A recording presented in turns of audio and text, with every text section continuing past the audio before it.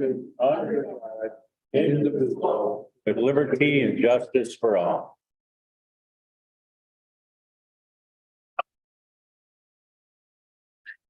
Have any additions or deletions to the agenda? Move the agenda. Second. Moved and supported, all in favor? Aye. Aye. Opposed? We have time for a brief public comment. Matt online with anybody? Is Matt here? Are you Matt, Chris? Yeah, I'm here. Nobody's Okay. connected in right now. All righty.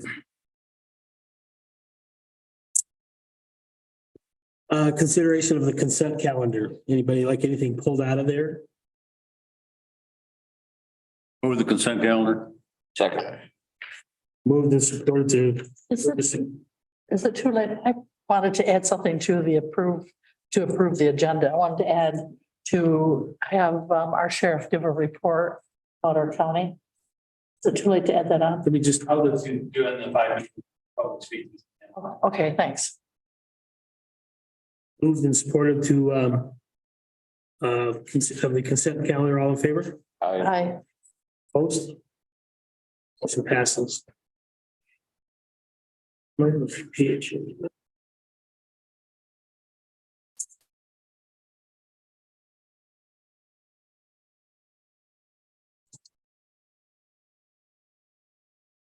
All right, PH. Yeah, There you be go. happy to proceed with the administrator's report. That's Well, I what was we are. gonna add an over to administrator's report. Okay, That's right. I got that next. I just on the wrong page. thought I could help you out there. There you go. All right, very short this evening because of course, as you might expect, my activities are largely geared toward closing my desk out, getting trying to tie up loose ends on a variety of things. But of course, Chris will tell you all about still having a hand in audit activities. Becky's been really stepping up and doing a lot of that as well. Sheila's been busy getting the tax documents out. I believe that that's been completed and she did so in. Got mine today. Yes, indeed. It'd been done in record time this year, or certainly more quickly than in years past. So those have all come, and now you can all start doing your paperwork and giving all your money away. In my office, regional managers have begun meeting again. These are managers from the area cities, townships, and of course, Gratiot County and Isabella County. We meet up in Mount Pleasant once a month, and it's lunch and a lot of your questions out there. It's a great activity, and I'll certainly encourage your next administrator to participate in this. At the meeting last Wednesday, I did just toss out, and I'll talk about this more near the end of the agenda, but I just tossed out to folks, who are you aware of or who have you used in your manager or administrator recruitments over time? And I got some suggestions, followed up on those, and that was very, very constructive. So I think that one lunch is going to save the county a fair bit of money. So more on that in a moment. Wind turbine tax liability, and Tim and Dave, I'll be talking with you a bit more about the wind turbine tax litigation, this protracted issue at the new commissioner orientation on the 25th of January. So if this blows over your head a little bit tonight, don't worry, there's more to come for you, but you got blows. Okay. We have received a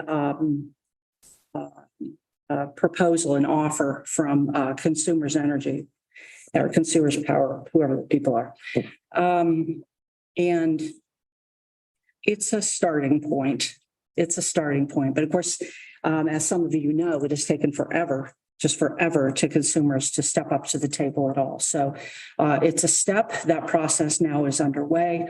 The MREC, the Michigan Renewable Energy Collaborative, MREC, will be turning around counteroffer very, very soon. So that process is underway.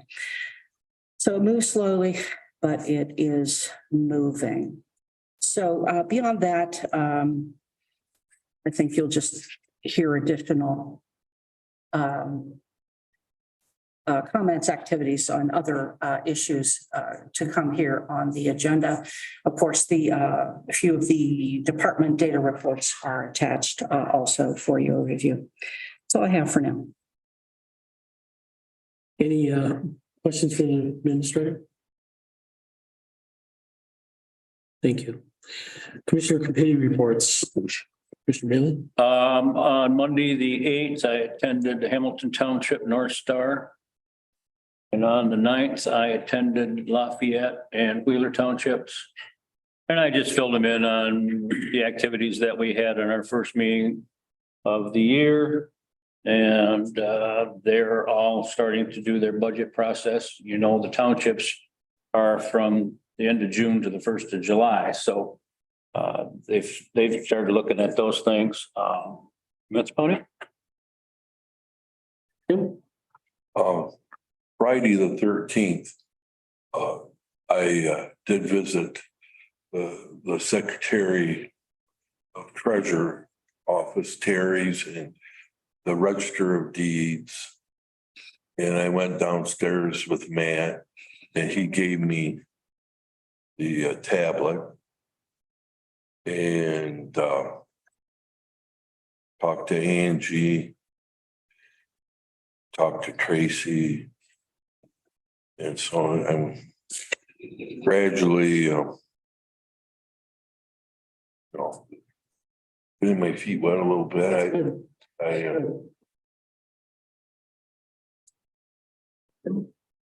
Yes, on my calendar, but last Tuesday, I visited Bethany Township. I usually take cookies at Christmas time. And because I was in Florida at that time, I decided to do it in January, and I've done that before too. I took cookies to Bethany and also to Wheeler Township. I stayed at Bethany for the meeting. That's one of my districts. And other than that, that's all I've done so far this month. I'm going to hit a meeting tomorrow afternoon for Michigan Works, and also again next Monday at 2 this month, one in Saginaw and one in Midland.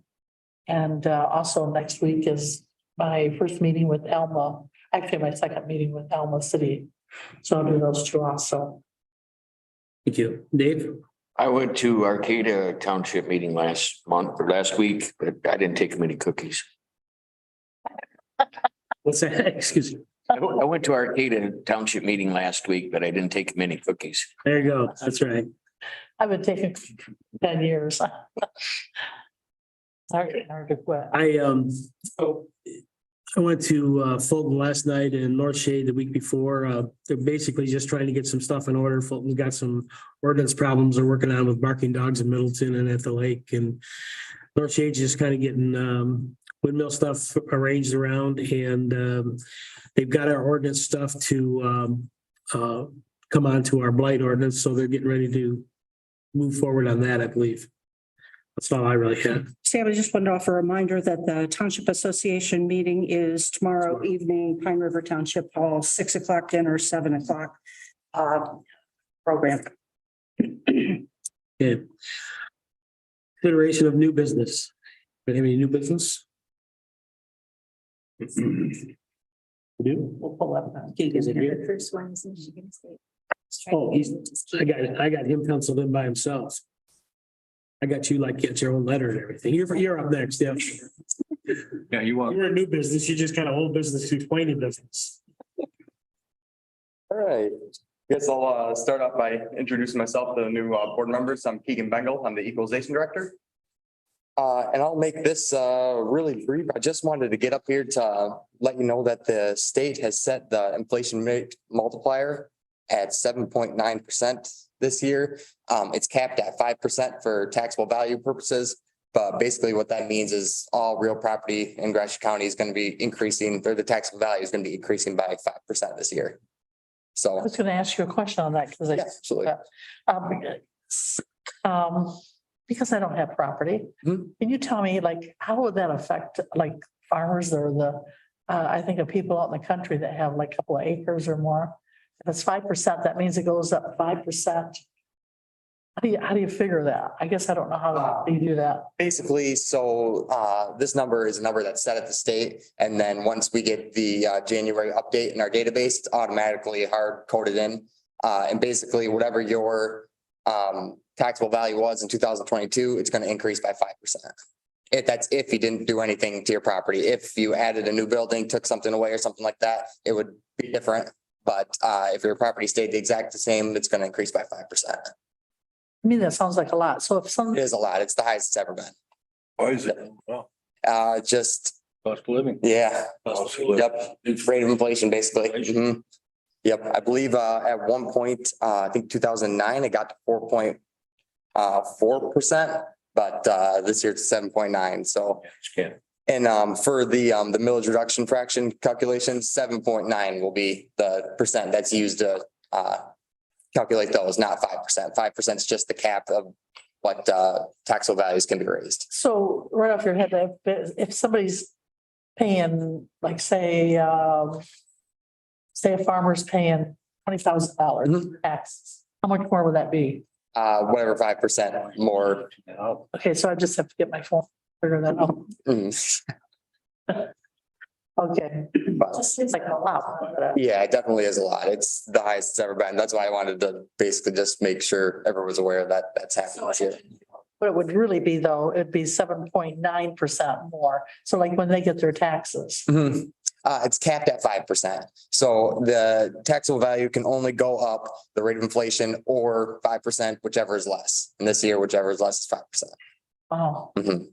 So yep, it's definitely quite a jump. That won't make you real popular. Yeah, probably not. The assessors are probably gonna get the brunt of that, so I don't feel or don't envy their jobs at the moment, but Yeah. and I have one more question. So we have wind turbines. They pay a personal property tax? yep, so personal property tax is calculated differently. They're on a depreciation scale, which doesn't correlate with 5%. So they're gonna be going down on whichever step of their depreciation scale that they're on. Okay, So that won't apply to the winter. yes. Oh, good to know. Yep.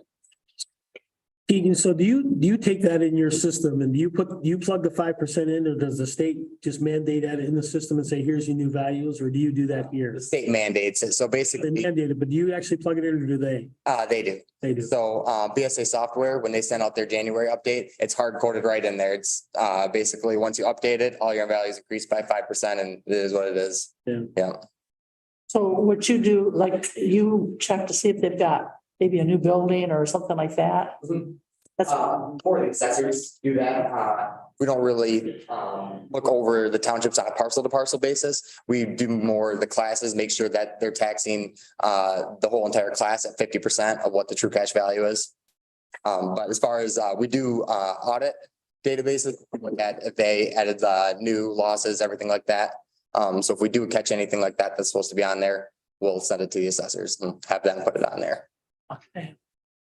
So, Any questions for Keegan? all right. Thank you. Yes. Have a good night. Thank you, Keegan. Veterans Affairs? Nancy here? Nancy, I Oh, is she back there? Okay. think the temperature of the room she succumbed. Yeah. Good afternoon. I just wanted to take a moment to introduce myself to the new commissioners. Welcome and congratulations. I'm Nancy Bozer. I'm the Director of Veterans Affairs. You guys have about 22,000 veterans in Gratiot County. And we're very excited to be reaching out to them and getting them on board to whatever their benefits are and providing them services not only to the veterans themselves, but to their families and to their widows.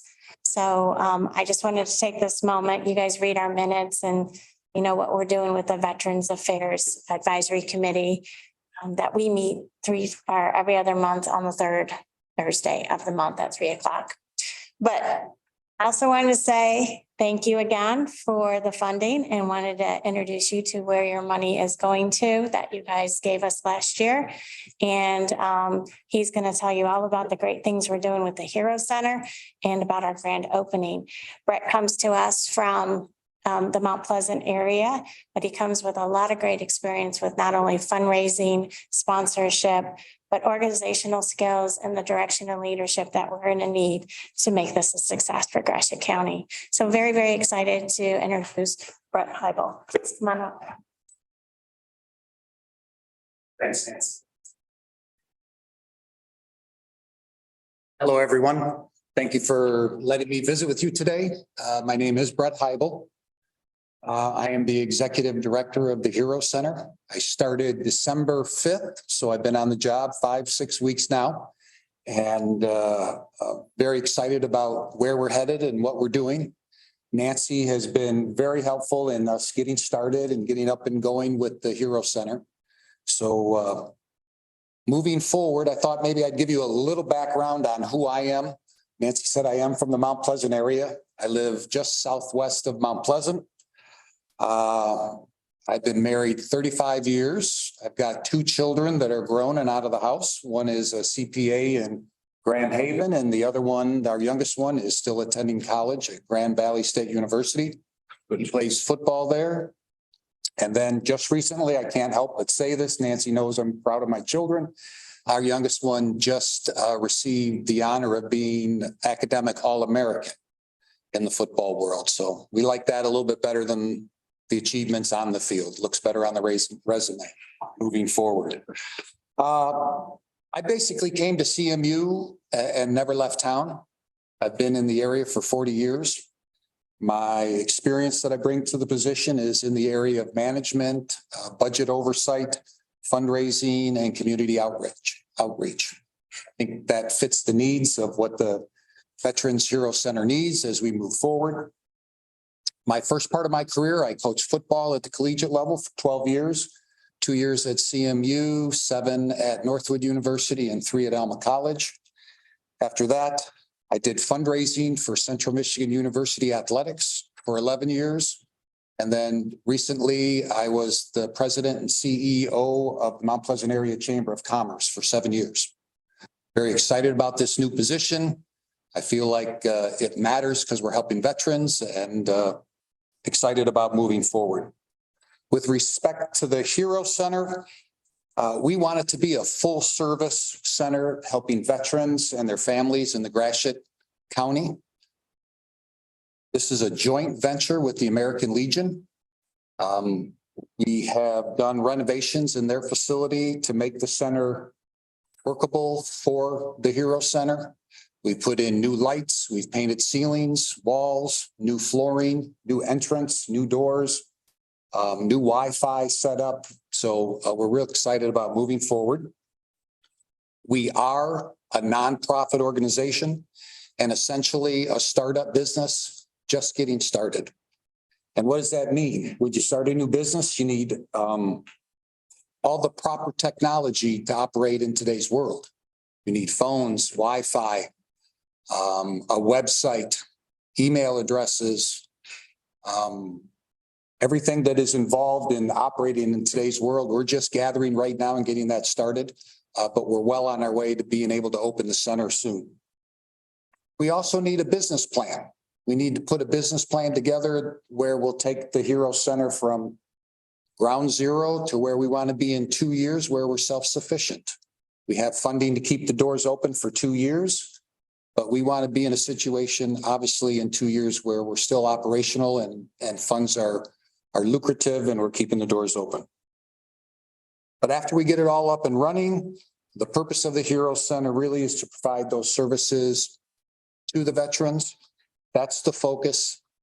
That's what matters. And we're functioning and programming for that in the near future.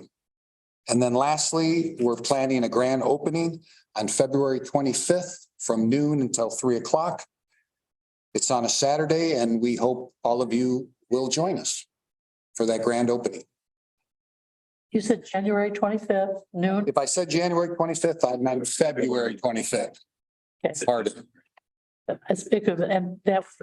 February 25th. And we're going to be sending out invitations in about 2 weeks, and you'll receive one as well too. So. Okay, thank you.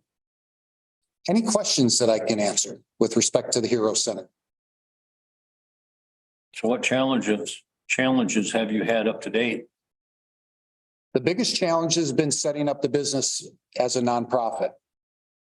setting up Microsoft 365, getting registered as a nonprofit, getting that moving forward so that you can get an email address. Once you have an email address, you can start working on a website. All of those technological challenges have been there, but we anticipated that considering we're starting at ground zero. Are you guys, you have somebody in your operation doing that, or is like Matt or somebody from the county helping you? County is helping, Nancy's helping, I'm administrating it, but we've got lots of help. Yes, definitely.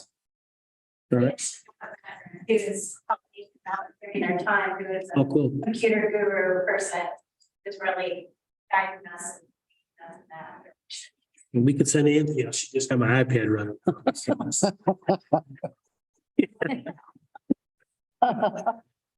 Any other questions? Thank you Thank you. for the invitation. Thanks. Next on the agenda is Utopian Power about our Yes. existing bill. I'll offer a few introductory comments. It looks while Matt is getting the PowerPoint up. Guys, you can come on up to the podium. I'm introducing you here to Forrest Kahn or Cohn. I realized I did not ask him how to pronounce his last name, and Jim Maskell. This is actually 3 or 4 years in coming, I think. I've been just chomping at the bit to try to figure out how we can get a solar field up at the Gratiot County landfill. And that's the landfill up there in Bethany Township at the corner of Jackson and Croswell. You cannot bore into the cap, so it has to be, surface mounted. And then in the past, of course, the costs of these systems have been very high. They're starting to come down. There's some government funding. So just a number of obstacles, but steps that finally got us here today. It's been quite some time ago, 2, 3, 4 years, I don't know, that the three of us went out to the landfill, and we took a very bumpy ride over the cap, and just was able to show Forrest and Jim. You're still recovering from that, aren't you? Was able to show these two the property, and they really had some interest. The next step then was to get you folks here to the board, just to introduce yourselves, talk a little bit about Utopian Power, and if you're ready to address it, what possibilities you might see for our landfill. But you can take it away. Thanks so much. And this is Forrest and Jim. Okay. Appreciate you all having us here today. As Teresa mentioned, we've been in communication for quite some time about this particular project. And before we get into that, let's address who we are. My name is Forrest Cohn. I'm from Michigan. I'm a Michigan State graduate, and I have a master's degree in renewables from University of Colorado in Boulder. Jim and I started Utopian Power a few years ago, focused on renewable and clean generation across Michigan and elsewhere as well. So while we are focused on solar and battery storage, that's those projects. Now we're looking at other technologies as well. And we've had the opportunity to work here in Michigan on with the state of Michigan, with some school districts and different municipalities and some smaller utilities that we're bringing some projects online now. Take a step, and Jim can introduce himself as well. Yep, I'm also from Michigan, born and raised in the Ann Arbor area, still live in that area. Moved to DC for a decade, graduated from Eastern Michigan, got a master's in real estate development from University of Maryland, and then came back here. My family's here, so I came back here to be with the family, had 2 kids, and had to move back home. Like Forrest mentioned, we started the company maybe almost 3 years ago now. So we're kind of a newer company. But we have been doing a lot of projects in the state of Michigan. It's kind of been our home base, and we've kind of branched out a little bit from there. Did a lot of work in Virginia as well. And we're kind of in southern Illinois as well, and northern Illinois, but kind of mainly focusing on Michigan. So that's kind of what initially attracted us to this project. Forrest briefly talked about a couple of examples of our work. We did the first state-funded project on state land, which is the Emmett County Old State Fish Hatchery in Emmett County. And then the Pellston Public Schools, which is also up there, was one of our first schools that we did. It's kind of some of our earlier work, our first couple projects, actually. And since that point in time, we've been awarded a Michigan portfolio with the DNR on the southwest side of the state, covering about 25 systems throughout different facilities like fish hatcheries, state parks, big campgrounds, different utility type locations as well. There's a couple of those systems. One on the right feeds a campground and one on the left also does, but it's sitting on a building where there wasn't as much space around. These were some of the earlier projects in the portfolio, and we've continued to build larger ones since that point in time. That's a picture of us with the governor on the left. We had an opportunity to do a ribbon cutting for this system. We did for them in Holland State Park. It actually is on that building, and we bored underground from there about 700 feet away, and we head into a larger campground that's up the hill. So we had some partners on this project. Rivian donated some EV chargers. So we had Rivian and us and DTE and some others. Well, actually, it was consumers involved with this ribbon cutting with the governor. So we had a chance to speak, and it was a nice event. Some of the other work that we're doing on kind of the larger development side of things is bringing parcels along that take a little longer, or a little bit larger projects like you've seen here in the county with wind and other technology. So we had approached Tracy at one point in time. There was an older RFP or something that didn't move forward, and we contacted Tracy about this, and some back and forth communication. We were able to, like Tracy mentioned, get out to the site. It's a great site for solar. There's a lot of renewables in the area, being wind. Therefore, there's a lot of transmission line already in the area that you can get the power distribution and get the power out and back to consumers' energy. This parcel, while it's not necessarily all usable, much of it is, and there's some space next to it as well. We would, I guess we speaking to anything else there. So really this parcel, as Tracy mentioned, there's a cap on the landfill. Can't damage a landfill. You do not want to get into the liners or anything like that. So the general idea would be that everything is ballasted on the surface of this property. There's different technologies allow for wire management. That's a big one. And then obviously just you have added some weight and ballast, and depending if there's certain areas you could go in a foot or something, you might do that, but you can stay entirely on the surface to avoid disruptions. So what this is a rendering of the site. You see a lot of solar farms go east and west. With the tracking system, we're proposing something straight south. And the reason for that is due to the ballasted system, you can't go quite as, you can't rack, your foundation's not as strong. So you don't want to have a tracking system. So it would be a little closer to the ground, facing one direction, less moving parts. But nonetheless, that we would be able to potentially have on site about 20 megawatts of solar DC. That's kind of probably a maximum for the site. As you get more into it and do different surveys and that sort of thing, you dial that in a little further. But anyways, that's the general idea. A larger battery energy storage system kind of on the site there. That's off to the side, off to the eastern side. That's off of the landfill. Maybe take a look at that as well. We just submitted quite a few projects into the Lansing Board of Water and Light RFP that they have out right now for all source generation. They're looking for up to 475 megawatts right now. So this project would be 20 megawatts. That's the kind of generation you're seeing a lot of these larger utilities take on as they're retiring coal plants, as different, like in Lansing's case, Ultium batteries, GM electrification battery for vehicles is building a site there that they need additional electrical generation for. So we're seeing a lot of different opportunities to bring these projects in and to bid them into these programs. Consumers Energy actually just had an opening to bid projects in as well. And we submitted a project in Midland that was about 48 megawatts. It's a little bit larger, about double the size of this one. And that unfortunately just closed. But interestingly, these RFP events open for like 60 days, something like that. Like this one opened in early December and it closed in last week. So they're not giving you a lot of time during that process to say, hey, let's present on this and bring it forward and everything. So a lot of the work must be done prior to that, submitting in for interconnection and a lot of different work to be ready for when the utilities are taking projects on. And they're doing so annually right now with the kind of a transition of power generating assets. So some things we see that are advantageous to the county. generating some income. So our typical, and what we're talking about here would be a typical agreement would be a leased agreement. So for the lifespan of these projects, roughly 25 years would be asked for a lease. If we got to that far, and a lease option up front is how we typically operate. But within that lease, you would have revenue generated. So it would allow that.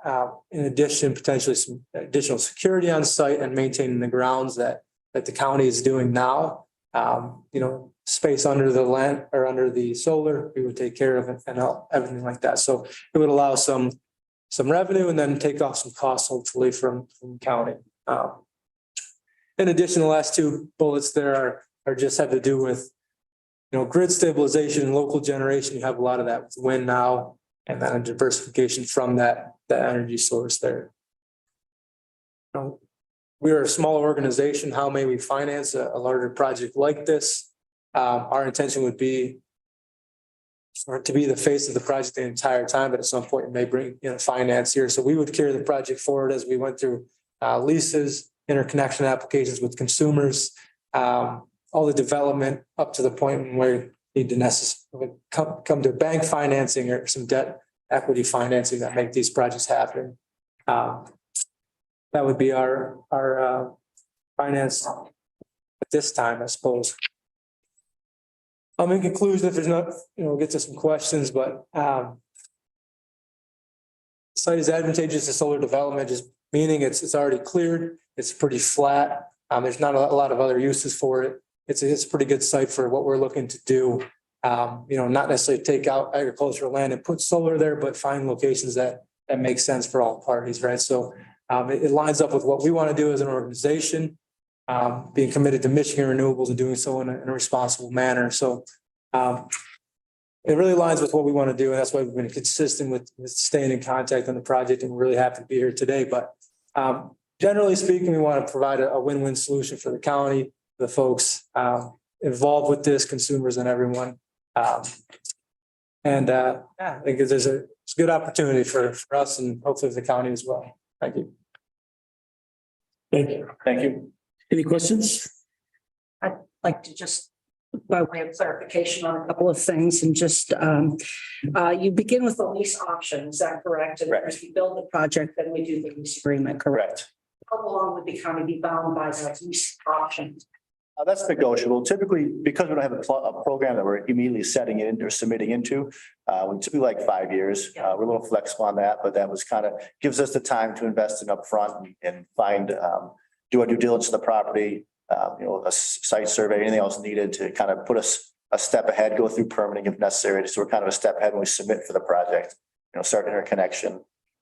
And then you either cut us loose or you build and we sign that lease agreement. Correct. And then the lease agreement is 25 years from that point. That doesn't count the 5 years prior, does it? 25 years from completion of construction. Okay, so There'll be we have a 6 years commitment to you. Okay. Any revenue during the lease option period? yes. We typically, with the lease option, we do an upfront fee. Again, that's negotiable. We do a one flat fee upfront for to enter into the agreement. Here in the development, we have a smaller fee, smaller than what we had originally will finally agree to once it's up and running.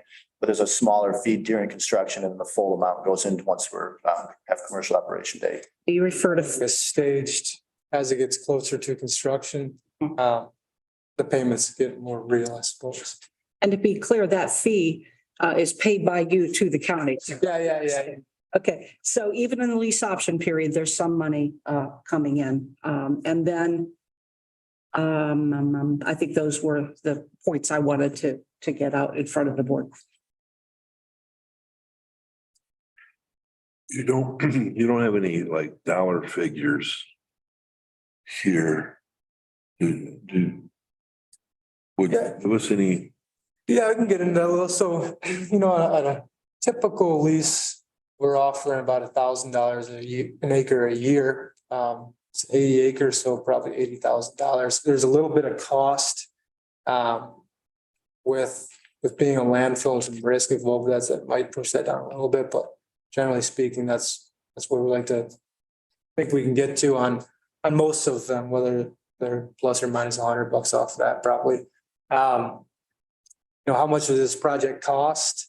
And from a tax perspective, there's some stuff going through the legislation now that's got payment in lieu of taxes. I think it's $7,000 per megawatt per year, the tax. We're still talking about that, trying to arrive at a number. Where exactly that's gonna land, not positive, but and then the cost of this project, 20 megawatts, it's probably a $45 million project, 45 million. somewhere in that range, maybe 35, 45 million,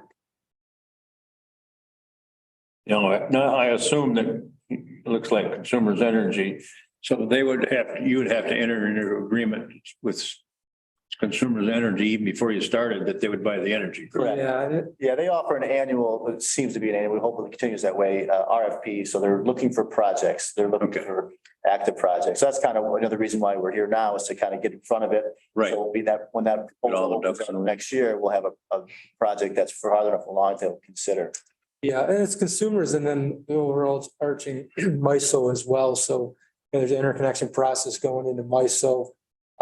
Versus going into consumers, and they're also kind of interchangeable, I guess, from interconnection standpoint. But it's a lengthy process to submit into utility and say, hey, this is what we're going to do here. How does this going to impact their grid? Do they, what upgrades between there and the local substation would be required? And all of that stuff takes quite a bit of time as well. So, the further your interconnection process is along, the much more likely you are to be selected by utility because they know it's a real project, what it would entail, what it would be, and how it would impact them.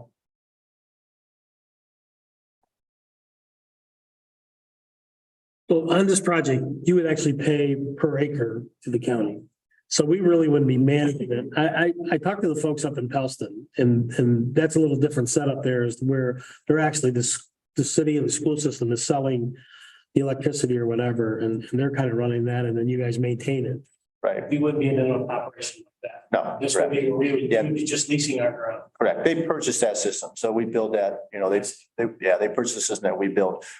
This would be structured a little different where Forrest mentioned we find outside financing who would ultimately more than likely be the long-term owner of the project.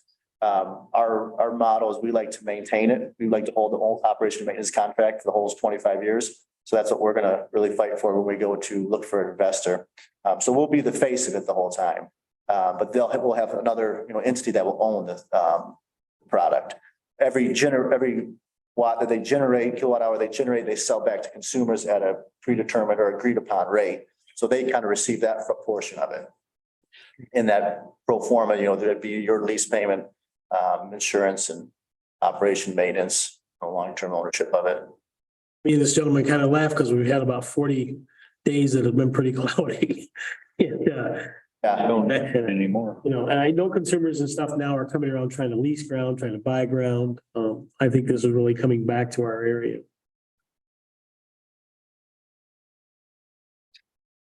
Definitely been cloudy the last couple of months. We have a few of these systems out there that we're, monitoring on a daily basis. You can see exactly what's going on and been pretty.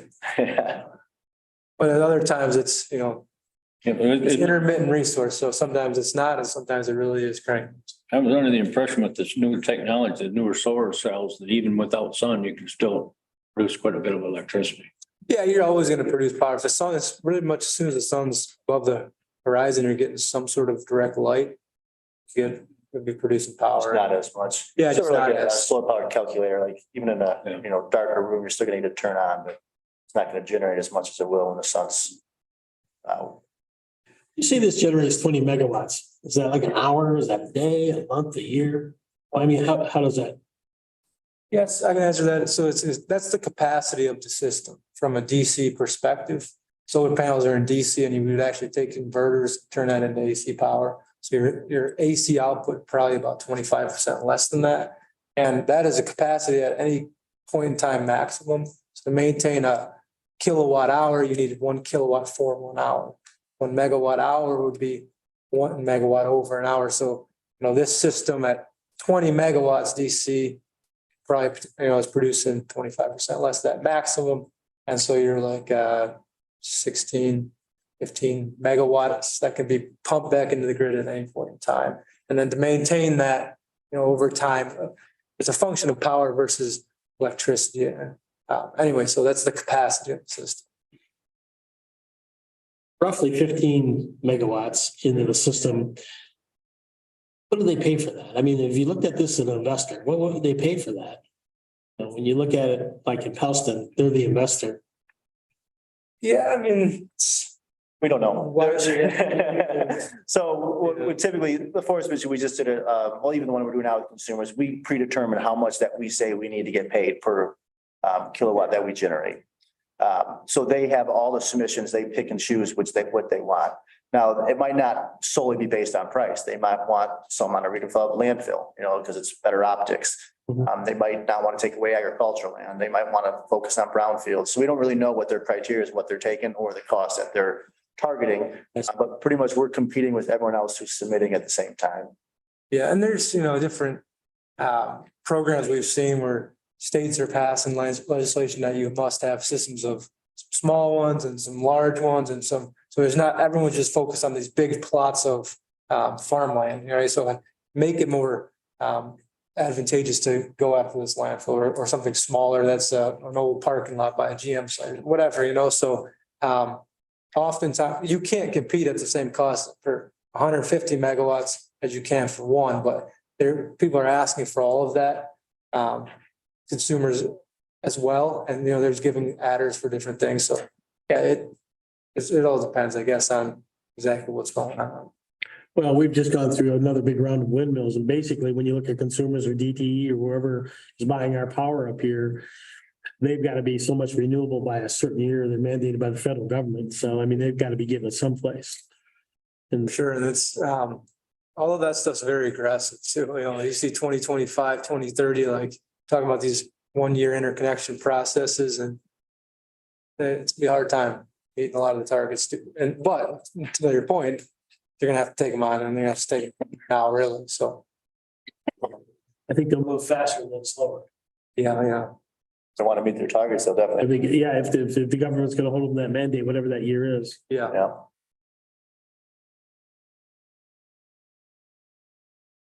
Any other questions?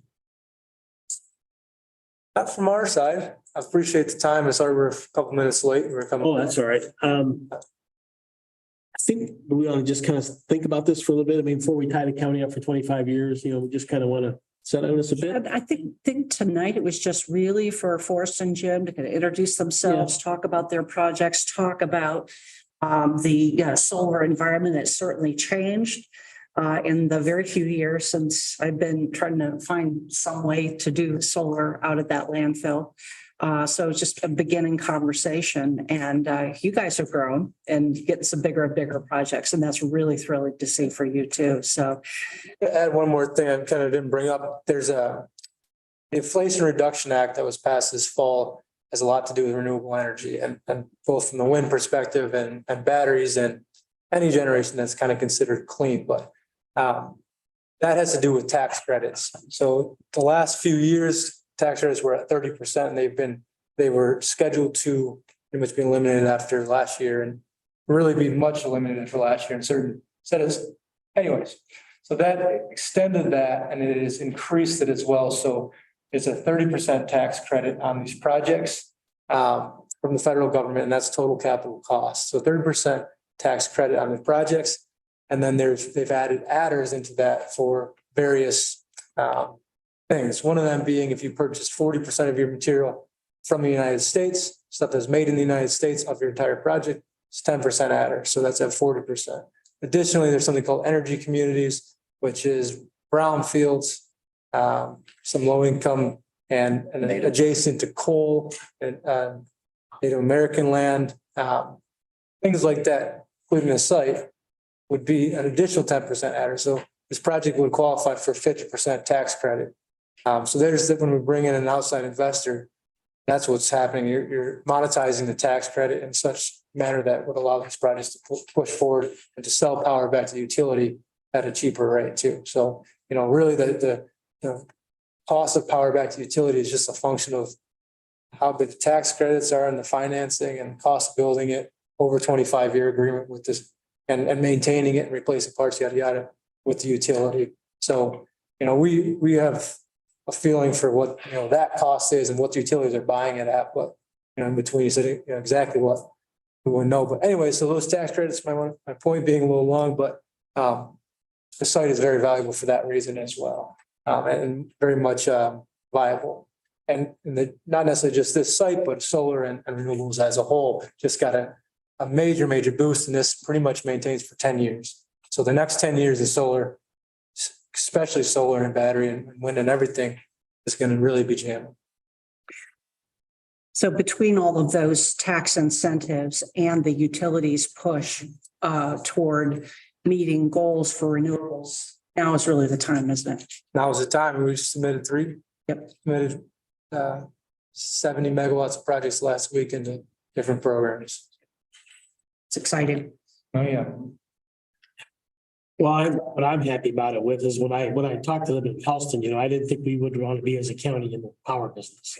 Yeah. We just like to have you put it there, give us a little money, take care of the lawnmower. We don't have. Yeah. And we're saving the county money. That's kind of what our original intention was a few years ago. Yeah, should hopefully easy. You don't do the mowing during the lease option period, do you? Yeah. Not doing the lease outfit, no. Darn. Yeah. Trying to find another $5,000-6,000. Well, thank you very much. Great to see you guys. Good time.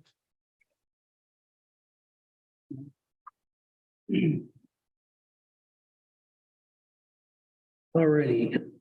We're to the Lansing Food Bank. Thank you very much. I'm Michelle Lance. I'm the CEO of the Greater Lansing Food Bank. And I want to thank you and welcome the new commissioners and wish you well on your learning curve as you get into your new roles. Thank you for your service and for stepping up and being willing to be representatives of people that live in your districts. Appreciate that. So Greater Lansing Food Bank has existed for actually 40 years. You're probably asking the question of yourself, why would somebody from Greater Lansing Food Bank be up here working up in Gratiot County? And that is because about 10 years ago, we merged with another food bank, which was called Mid-Michigan Food Bank. And they covered the upper part of this region. So let me show you here. If you look at the map, we now have 7 counties. So we have the tri-counties down by the Lansing area, and then we go all the way up to Clare County. So that's why I am here today. There are 7 total food banks, just like ours in Michigan.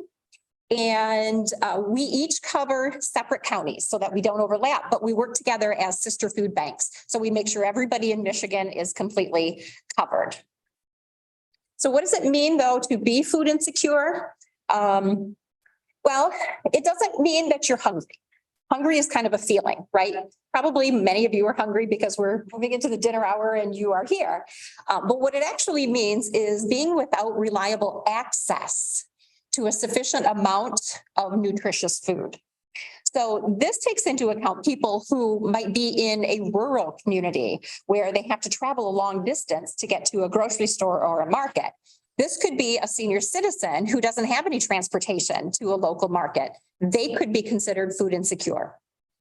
Most of the people that are food insecure are actually working. They may be working a minimum wage job or a low income job. So even though they have an income, it is not enough to make ends meet. And that's why they are considered food insecure. So here's why that's important to you as a county leader. When someone is without reliable food, it makes it really, really hard for them to get to work, stay at work. So productivity goes down. It makes it hard to learn. So children who are in schools, and I know a couple of you were talking about being in the classrooms this week. It makes it really hard for children to be able to focus or to get to school. Because if you haven't had a meal in a couple of days, you don't have the energy or the mental focus to be able to handle that. It also provides, there's a direct correlation actually to health issues when you are food insecure. So medical issues like diabetes, hypertension, blood pressure will increase without proper nutrition. And so we are working a lot nowadays with the healthcare institutions to make sure that people who have chronic illnesses have the proper food that they need as well. And all those things can impact your county's bottom line. So what does it look like in your county? Well, the average across America in a county of the food insecurity rate is 10%. 10% of our populations across the nation are food insecure. Some counties are higher, some counties are lower. In Gratiot County in 2021, which is the latest USDA data that is available, yours is 13.7% food insecurity. So we are a bit higher than the national average. A lot of that has to do with your rural population and the distance they have to travel to get to a grocery store or some type of market. That equals roughly 5,500 people. So we're talking a significant amount of your constituents, your residents in this county. In 2022, however, we saw an increase amongst the pantries and the agencies that we serve, and I'll talk to you about what that partnership means, of between 30 and 50%. So 30 to 50% increase of people coming out for food from the pantries that are in your county than we had in 2021. And that's actual data that we have at the Greater Lansing Food Bank that was given to us by the pantries that are in your region. One of it, which is right across the street here, First Presbyterian, is one of the pantries that gets their food from Greater Lansing Food Bank. I was interested to hear when the Eagle representative presented earlier that property taxes will be going up 5% for everybody because inflation right now is the highest reason, the biggest reason that we have seen so many more people in 22. And now we can expect to probably see a few more who are going to needing to pay higher property taxes. So let me take you really quickly to what exactly a food bank is, because I think there's a lot of misunderstanding. I know there was before I stepped into the food banking world about what's the difference between a food bank and maybe a food pantry. So as you can see here, this is our actual warehouse. Food banks are a warehouse and distribution hub for a region. And this is why we don't have a lot of them in Michigan. There are 7. So we work to procure and store as much food, bulk food, as we possibly can. I'll show you in a little bit where that food comes from. But we get the semi trucks full of, could be the same product of food. So it might be a semi truck full of, let's say, turkeys. And then we can store all of that in our freezer cooler rooms until the smaller pantries may want to order from us, a couple pallets of turkeys. They wouldn't be able to take semi trucks full of turkeys because they just don't have that much space. So then we distribute the food that we have in our warehouse to those partners. To the pantries. It could be a small church that has a food pantry. It could be schools. We do distribution of backpacks to schools so that children can take food home on the weekends or during school breaks. And we also have mobile food distributions, which is probably what you saw quite a bit during the early part of the pandemic, where there were lines of cars that would pull up. And we were able to serve food directly into people's cars or trunks. They didn't even have to get out of the cars. That's what we call a mobile food distribution. So it's another way that we can serve food to the community.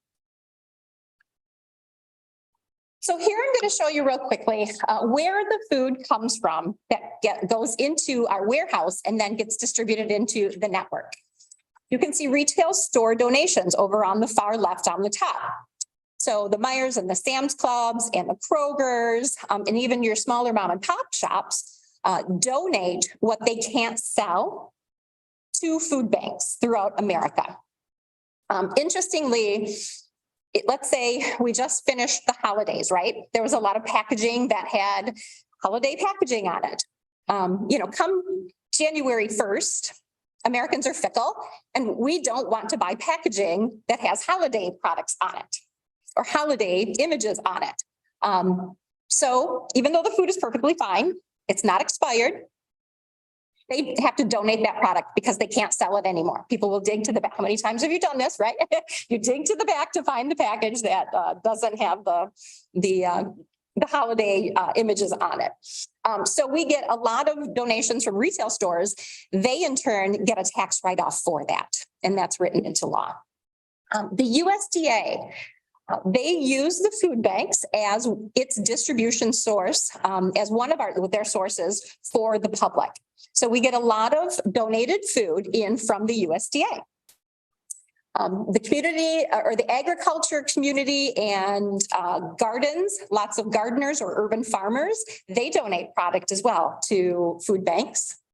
And then we get a lot of food also from community food drives. But you'll see right down there on the bottom, we also purchase a significant amount of food that we get. And I'll show you in a little bit how that has changed over the last 12 months. Okay, I'm going to skip this next slide that you all have on your PowerPoint. You can look at it later. This is just all the variety of ways that we distribute the food that we get. But I wanted to show you in your county what the pantries are and the other places are that we distribute food to. So I've listed them here. Like I said, food or First Pres on across the street is one of them, also the one in Alma. These are standalone pantries. So they have office hours that your residents can go to receive food, and that's all listed on the website. We also have 5 partners in the community, in your county, that do mobile distributions with us. So on any given month, there's 1 or 2, and they rotate through this list. We have 5 groups that we work with to distribute children's backpacks, and you can see them here. We would love to work with more of the schools directly. That's the easiest way to get food out into the community. But we also work with healthcare clinics, low-income healthcare clinics, libraries, and a variety of places to get those into the hands of children. And then we also deliver to 6 residential sites in the area. Residential sites could be homes like what are listed here. In some of our other counties, they are also mobile home communities or low-income communities where we can pull right up in and distribute directly to those that live in that region. We also know, okay, this is an example, actually, the picture here that you're seeing is of one of our mobile food distributions. So if you haven't seen these or wasn't sure what I was mentioning earlier, you can see that we line the food up. There's usually 28 to 35 products that people get.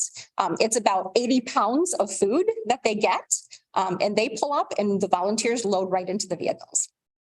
So we also know that there are other food resources that are in the community besides the ones that we work with as Greater Lansing Food Bank. And I've listed some of them here. For example, the Commission on Aging, right? They do Meals on Wheels programs. They have congregate meal sites, things like that. The schools, they have school lunches. Some of your schools may do summer feeding programs as well.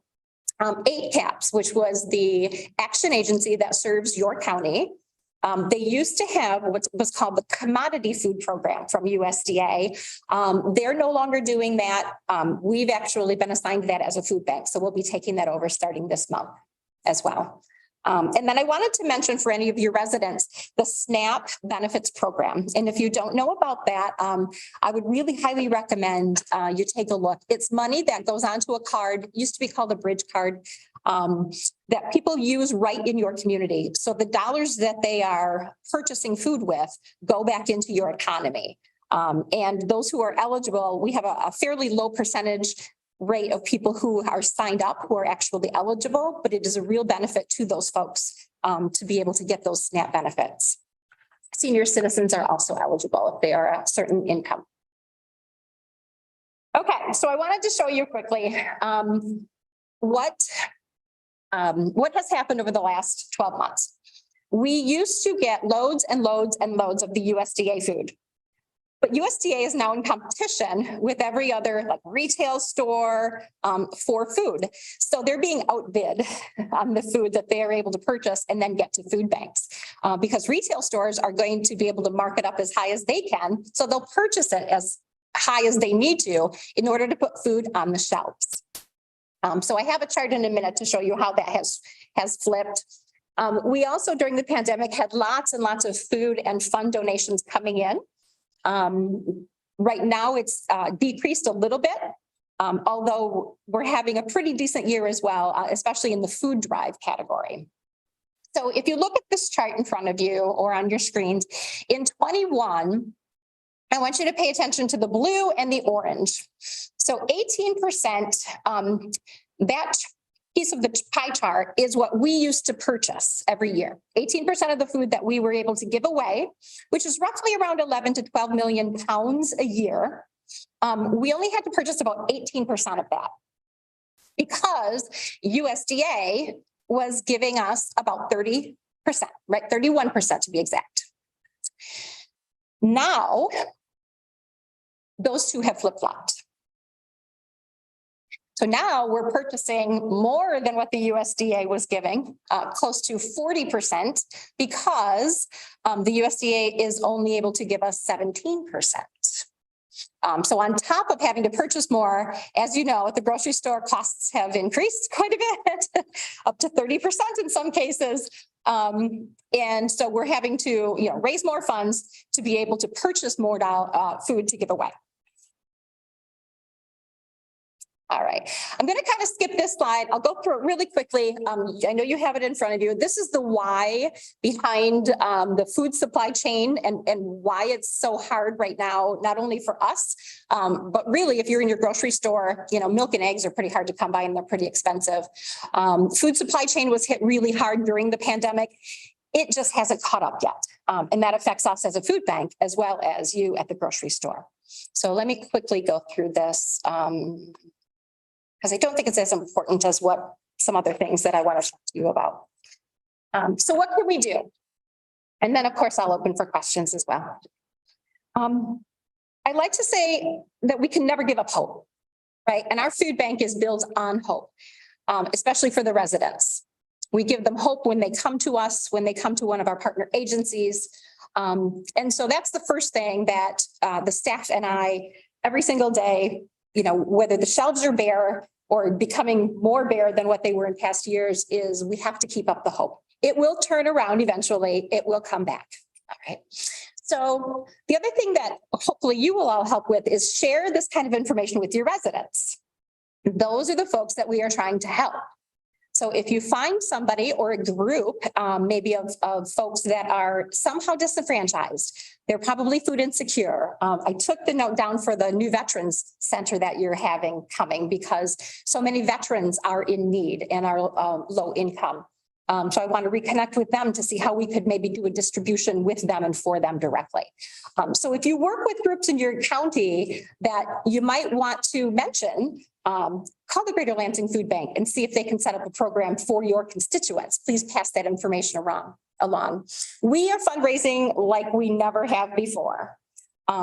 We anticipated about $1.6 million extra this year that we will have to put into purchasing food than we purchased before. So we're raising that. We're a nonprofit. So we're raising that, in the typical ways that you would consider doing that, going to the community, asking for help. Please encourage food drives. If any of your service clubs, church groups, or any group that you're involved with would like to do a food drive for us, that is more than welcome. Our volunteers go through everything and make sure that product isn't expired or is unhealthy in some way, and then we get it right back out to the community. Spread the word. I mentioned that. And then if there's any funding eventually that come down the pike, I think you've probably spent all your ARPA dollars like so many counties have. But if there's funding that comes up that you know of, or grants that you hear of that are for basic needs that you think would fit the food insecurity population, please let us know about those as well. We view ourselves as a partner with the counties and with all communities, which is why I'm here to meet with you today. I don't think that anybody from the food bank maybe has ever been here before. I've only been here for 3 years at the food bank. 2 of those years were heavy COVID years. So that's why I'm here speaking with you today. But with the 30 to 50% increase in the amount of residents that are in need right now, I wanted to make sure I got in front of you just to let you know who we are, how we work with the partners that are in your community, and then to ask just for continued communication back and forth between our groups. And just please call us if there's ever anything you can think of that we can be helpful with up here in Gratiot County. So are there any questions? I have a question for you. Actually, it's kind of a statement, but it's something that maybe you can help with. 2 of us are parapros for the schools. And the things, well, yes, But you're a parapro, aren't you? I used to sub, but now Yeah, okay. Anyway, we're both work at the school. Yes. I've actually worked in the cafeteria of the school this last week because the two people that were there had quit. But one of the things that I'm seeing that, and actually it's gotten a little bit better than I started in 2019. But I watched children get this huge plate of food and eat 2 bites and throw the rest out. Vegetables, fruit. And I was told they have to take it. They have to take this food. So I worked in the cafeteria over at Loose Road, and I'll say Loose, and children said, I don't want that. And so I didn't give it to them because you're giving a child something they know they don't want. And then you turn around and you're throwing it out. And so I don't know if there's something that can be done with the schools. It's not just that school, it's all the schools. They have to have a fruit, a vegetable, plus a main food. Right. And some of the sandwiches and some of the things they give them are so huge that even I wouldn't eat that much. If I had just that. So I think that you're talking about shortages. And I know it bothers a lot of people that work at the schools, to see this food be dumped. And I don't know how you would get, and I think if people, and I say to the kids, there are people starving and you're throwing your food away. Yeah, so the school meal program, that all goes through Michigan Department of Education. And there are rules that come down from the federal government to MDE and then down through the schools. So that's not the side of food that we are working on. We're more on that food distribution side directly to households. And we don't do any of the prepared meals either. So there's certain rules around prepared meals for the schools.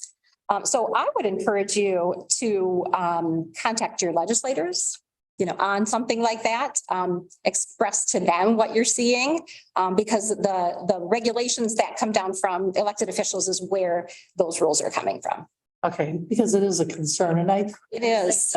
we have somebody over here wasting and then we have somebody over here that needs the. Indeed, yeah. This is kind of The unfortunate statistic is in our households nowadays, up to 40% of our food goes to waste, even in our own houses. And sometimes it's, you purchase a lot of vegetables, they're perishable. Before you can eat them, they're going bad and you throw them away, right? So I think it's something that needs to be brought to the attention of the general public too, is, we're used to going to the grocery store, stocking up for a whole week or two, where in Europe, you go and you get food just for the next day or two, and you're more likely to eat all of that food. So anyway. Any other questions? No. Thank you very much for coming. Thank you for having me. Already, we have these committee assignments.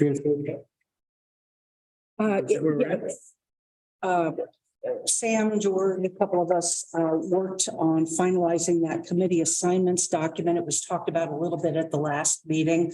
I then sent a draft out to each of you asking any changes, comments that you might have. I did hear back from Dave indicating it looked good to him, although if you have any additional thoughts, but the goal for tonight is to get this finished up so we can get all of you heading off to the meetings that you need to be attending. We can get it folded into the rules of organization and then move on to the next thing. So I guess Need a motion. yeah, I mean, any thoughts? Everybody or any changes to anybody? well, I don't know enough to. What's brownfield redevelop? Through economic development. Economic development. Yeah. That's a branch of the economic development. It's a specialty. It's brownfield. Where what a brownfield is any area that has been contaminated and then cleaned up. That becomes a brownfield. When somebody wants to do something with a project, they get tax dollars back. Let's say they want to build a factory and it's on a brownfield. They get tax dollars back up to 20% to help pay for their building. So it's a tax break. So it's like, whatever the refinery was and Michigan Chemical. Yeah, yes. It's contaminated. Property gets cleaned up mostly. property then becomes a prospect for building something, then what you've done then is made use of that previously contaminated property.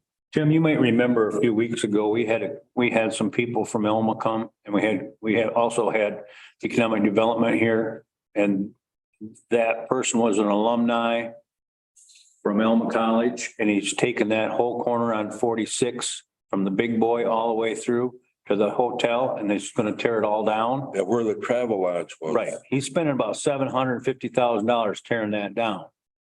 But he doesn't get any money back until he builds something. So he in turn has to build something. And that's where all that tax dollars come back. They are, aren't they? Oh, yeah. Soon, yeah. And it's not always contaminated property either. We've had some, it's like, they have it, what do you call it? You can't develop it or something. You know, we did some of that up in Elma on Main Street. A couple of those businesses. In other words, I mean, it's not always like contamination. the boutique hotel right beside where commercial bank has their building. Yeah. That boutique hotel, all right, it was renovated, and so it was beyond repair, if you would. It cost too much to repair it, so they got brownfield money for that. So it's tax dollars helping people in the community that wanted to build something. So really breaking it down, it has everything to do with economic development. It involves these certain types of. And what we do, we get together and we learn about the project. And we all make sure it's a viable project, and we allow that to go through. You have to have a governing body that will allow that to happen. And I would suggest that on any of these committees, there is likely to be a great deal that you don't know. And that you'll begin to attend the meetings, so you can speak with any of us. You can tell Sam and George are great resources on the brownfield issue, but we'll bring you up to speed on these things. For sure. Okay, I would like to mention on mobile medical response unknown. I've been on that board for a long time. That is to get the response times of the county when ambulances go out. And there's two, there's the phase 1 and phase 2. That means anything in town would be a certain amount of time that would take to get to a call. And then there's the country, and that would be separate. What's And- unknown there, Jan, is just the length of those terms. Oh, I see what you're saying. Yes, Okay. because you see term expires. Okay. That's what's unknown. What is Saginaw Bay? What meeting is that? That is a committee that nobody from the county's ever really gone to. In fact, I started out years ago going to it, but it was just people talking, and we never got anything really out of it. So, I mean, if you're interested in it, we can find out more about it, but it's just, it's a monthly meeting that they were almost meeting to meet, you know what I'm saying? Yeah, that's where I had never seen it before or pay attention, I guess. No, it's been there for a while. Okay. It looks like we had somebody a few years ago come from there. Yeah. Talk to us, yeah. I move to approve the assignments. Motion by Dave, was there support? Support. Any other questions? Yeah, what's the health?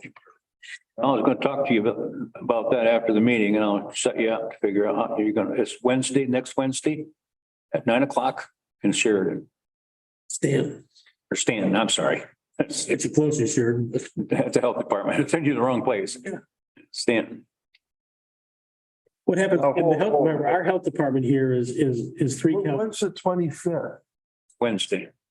Well, I can't do it because I got an in-service. No, that's in the afternoon. These meetings are in the morning. This is at 9:00 in the morning. Oh, okay, I can do it. Yeah. I can do it. Yeah. And then you'll get. Oh, you'll be there too? Yeah. Like I say, I'll talk to you afterwards and I'll help you out. What you gotta go, what you gotta do. You can take me to it. I can do that too. As long as you're ready.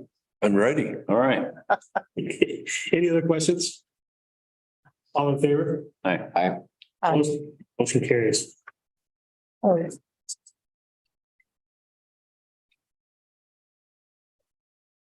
So we're looking at some recruiters. At the last meeting, you folks had indicated that for the recruitment for my position, you wanted to work with MML, Michigan Municipal League, It's the entity that you worked with 6+ years ago. And but authorized me also to try to improve upon the quote that they had given you. I contacted MML, of course, and I pointed out, for example, that the nice glossy brochure that they produce would not have changed much or at all since the recruitment last time. And therefore, why won't, perhaps they could just shave something off the cost because they don't really have to do that work again.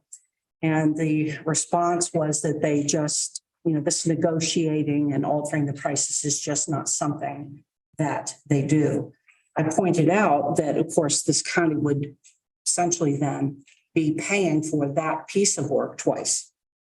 Paid for it last time and this time. So from that, I began to put some feelers out. And of course, there's nothing that I've done that would reverse working with MML. I haven't signed a contract with them but I had mentioned the regional managers meeting in my administrator's report because it kind of plays into this issue. Went to that meeting last week and just asked folks, who have you worked with? The usual suspects are Michigan Municipal League, GovHR, but who else have you folks worked with? I also, prior to that, a week before, shortly after speaking with MML, I called Steve Curry at Michigan Association of Counties, and did he know of any other entities just beyond the usual suspects? So from those meetings, Walsh Municipal Services and Pivot Municipal Services were mentioned to me. So I just went ahead and reached out to them. I looked on their websites and just looked at, who are they? What are they? I can tell you that, well, first of all, GovHR, those are the folks I've worked with in the past. They're always more expensive than anyone else. I haven't yet had them beat other entities, but they're a very full service, certainly Midwest experience, national experience. So I just tossed them in along with it. But Pivot Municipal Services, I think by the time I got back to the office from that luncheon with the managers, no, it was by the end of the day, I had a proposal in my hands from James Freed of Pivot Municipal Services. 3 of the folks at the table for that meeting had called him and said, contact her, so that's just how quickly that moved. And then Walsh Municipal Services got mentioned to me at the luncheon. So it took a couple of days for us to connect and then for him to turn something around. That got delivered on Saturday. So I sent that out to you folks today to look at. I know some of you are working or just don't have access to your systems, so you might not have had a chance to read that. It's a fairly crude effort, but what I did then to try to help you sort these things is I put together a table. Essentially, it just compares services they provide, each entity provides, and the cost. And these recruitments, everybody does essentially the same thing, to tell you the truth. It's just how much of it have they had? Is there some other feature or some other something that might catch your eye that might seem desirable? I can also tell you that the costs listed here in the proposals are for roughly the same services. I had spoken with you, I think last week at MML, for these 3 tiers of service, GovHR does as well. But this is comparing apples to apples in terms of tiers of service. So, just I know whether or not that should be the most important thing. I know cost always matters to you, so I just put that up at the top. And I would suggest to you, knowing that these are all pretty much the same, you might decide that you want to eliminate MML and GovHR right off the top just because of cost. That would leave you with Walsh and Pivot. And again, I can tell you that both were recommended, not just suggested, but recommended by my colleagues at the municipal or the regional managers meeting. So folks suggested them, and then I asked, are you then recommending them? And the answer was yes. I've spoken with both James Freed and Frank Walsh. The thing that Jim Freed at Pivot brings is that he does management profile questionnaire and a personal assessment. No one else does anything like that. I don't know if that's good or bad. I don't know if it's good or bad. I think whether or not you think it's desirable depends on the community, how deep your applicant pool is. You can't decide between 20 applicants, maybe that could help you. I don't really know that that's going to be your problem here, however. But that's really the thing that makes the two of them, or what distinguishes Pivot, or is a service that they provide that no one else does. Looking at the Walsh and the Pivot costs, note that Walsh comes in at $12,800. He says that's a flat fee. Pivot comes in at $9,700, but the advertising and public costs will be additional, and the background review will be additional. Well, that leads us to the question, of course, well, how much will those costs be? And I sent him an email, and we just were not able to connect on that. Both Walsh Municipal Frank Walsh has greater, deeper experience. He's worked with a number of public entities, more cities than counties, frankly. But has very deep experience. Has been around for a long time. James Freed is a little bit newer in the business, but James Freed is a go-getter. And I mentioned that his having the proposal to me by the end of that day as some evidence of that. I don't think you could go wrong with either one. I am suggesting maybe that you not do Michigan Municipal League this time. I can answer any questions, or you can open it for discussion. I guess one additional comment. I'm sorry. I said earlier we can save you money. I mean, with either of the two, we're saving you on the, at least $4,200 and perhaps more over the proposal by MML. So that's also why I thought it might be worth a second look, because there are a few $1,000s potentially to be saved. Any questions or any thoughts? What would be your job description, Tracy? I could provide that to you. The duties of an administrator are memorialized in Michigan statute. And we have a position description here for this position as well as our other. I'm happy to provide it to you. We would have an opportunity with any of these folks to meet with them and tell them what we're kind of looking for and that type of thing before they went out and gathered anybody up. I would hope that if we would choose one, they would come and give us what they're going to do for us before we actually, ask one of them or both of them come to the next meeting. Yeah, I think that's a good idea. I don't think you get James Freed here. Maybe, I don't know. Well, why not? He's a busy guy. Everybody's busy. Yeah. He could appear by Zoom. These meetings are at night. Yeah. The question becomes too, I'm really not sure what additional information you're going to get, but or we could just go back and go with MML because you've had experience with them or some of them. There is some need to move along. I spoke with two guys in Clinton County today. One, he owns Mid-Michigan Graphics, St. John's. He was on the health board with us.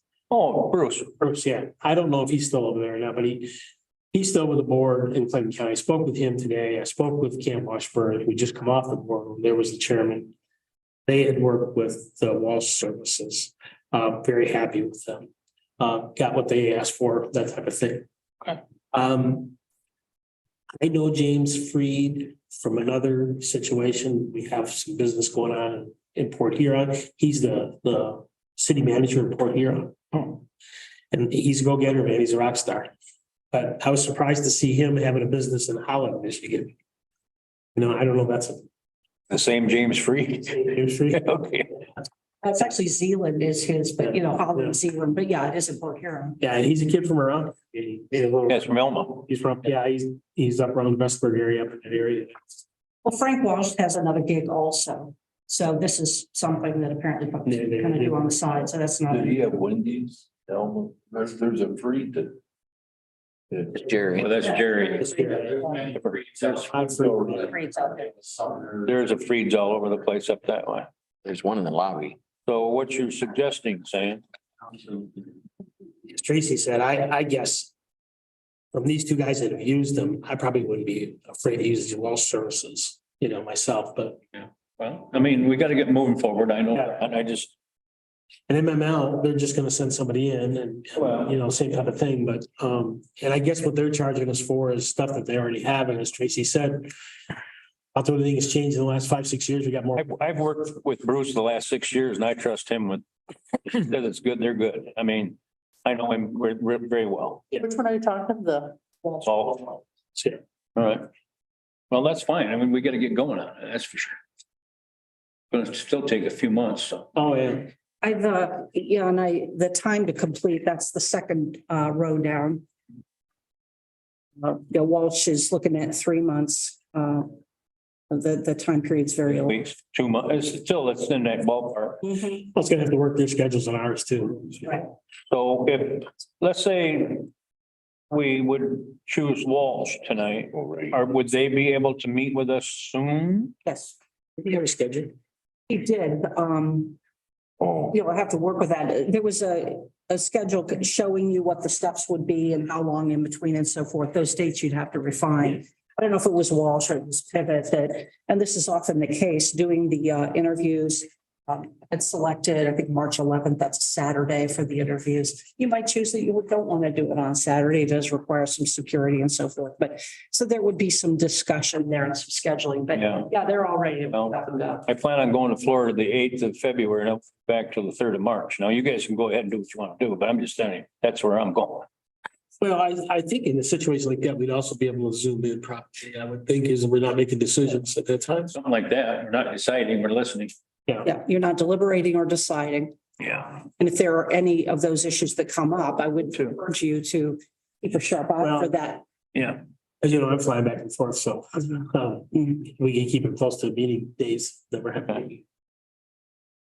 Hey, I'm all for it. I second George's motion to go with Walsh. Yeah, I do too. It's been moved and seconded. Any other discussion? well, what does that mean? Like, we approved MML last time and then We approved talking to get a price, then we didn't approve. we've talking to get a price. In the timing. We motioned to talk to them.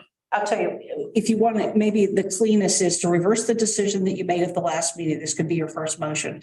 To reverse the decision you made at the last meeting to work with MML for the reason that cost was not, didn't meet our expectations. Right, I motioned to reverse our decision with MML because of the cost we would save.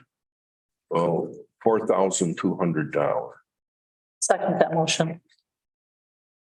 It's been moved and seconded. Any discussion? All in favor? I Aye. Opposed? Motion carries. restate my motion that we would go with Walsh Services. Second. The moved and supported to go with Walsh Services for the administrator job search. Any other questions? Any discussion? All in favor? Aye. I'll send an email tonight and be on the phone with them in the morning. All right. I didn't hear the airport update. I just wanted to kind of, for you new guys, to give you a little bit of real brief history, a little I know about the airport, but years ago, this airport was set up with an authority. The Gratiot Airport here was set up an authority that was Ithaca, Gratiot County, St. Louis, Alma, Arcata Township, Breckenridge, and Pine River. They made up the authority to operate the airport. Down the road a ways, some of these townships wanted to pull out and they were all paying funding into it to operate this thing. And so down the road a ways, the first ones probably about 3 or 4 years ago, Arcata and Pine River wanted to get out. They really voiced their concerns about getting out of it. I think I hadn't paid into the system in a while. And then Alma, Eric just kind of took it over and made a decision that, some of these guys didn't have to pay or whatever. And so they really have not had any really airport authority meetings. So when Arcata and Pine River got out and come to us, we really didn't even know if you could get out of the airport because there's a lot of federal money that was put into it. So we had a study done. The county paid for a study done in 2020. And it was a big report that come back and it said what it needed, what it lacked, and that type of situation. So really kind of through the COVID times, there was a lot done with it. So then when John was here before, John Lumberman, this last year and a half, maybe 18 months, we kind of picked this back up about the airport, what's going to be done with it. At that time, the airport probably had roughly maybe $350,000 in its bank account, the authority did. Anytime there would be a light bulb or something would go out there, Elmo would run out and put it, and they would charge this account. So it cost about, in our study and what we looked at, it cost about $60,000 a year, $60,000 to $70,000 a year to run this airport the way it's running now. So over the course of the last year, we've met with a couple of airport managers, talked to the people out at the airport, met with them at the airport. I think we've had 2 or 3 meetings there. We kind of developed a plan that we thought was, we think we can make this airport get down to, our county contributes $28,000 a year. We thought we could get down and run this airport with some changes and operate it at $20,000 a year loss. We want to do that fairly soon while we still have some money in the account. So we're not taking any money out of our funds. We could operate it for a couple of years to see where we're at with it. So as we got looking farther into the airport,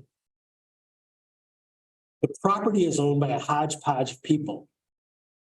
The main runway, I don't even remember the airport, it's a 5,000-foot runway. And I don't know, with the short time I know about airports, this runway, the government put it that way to land a commercial liner there. There was a problem. Yeah. If they could set a jet down in there.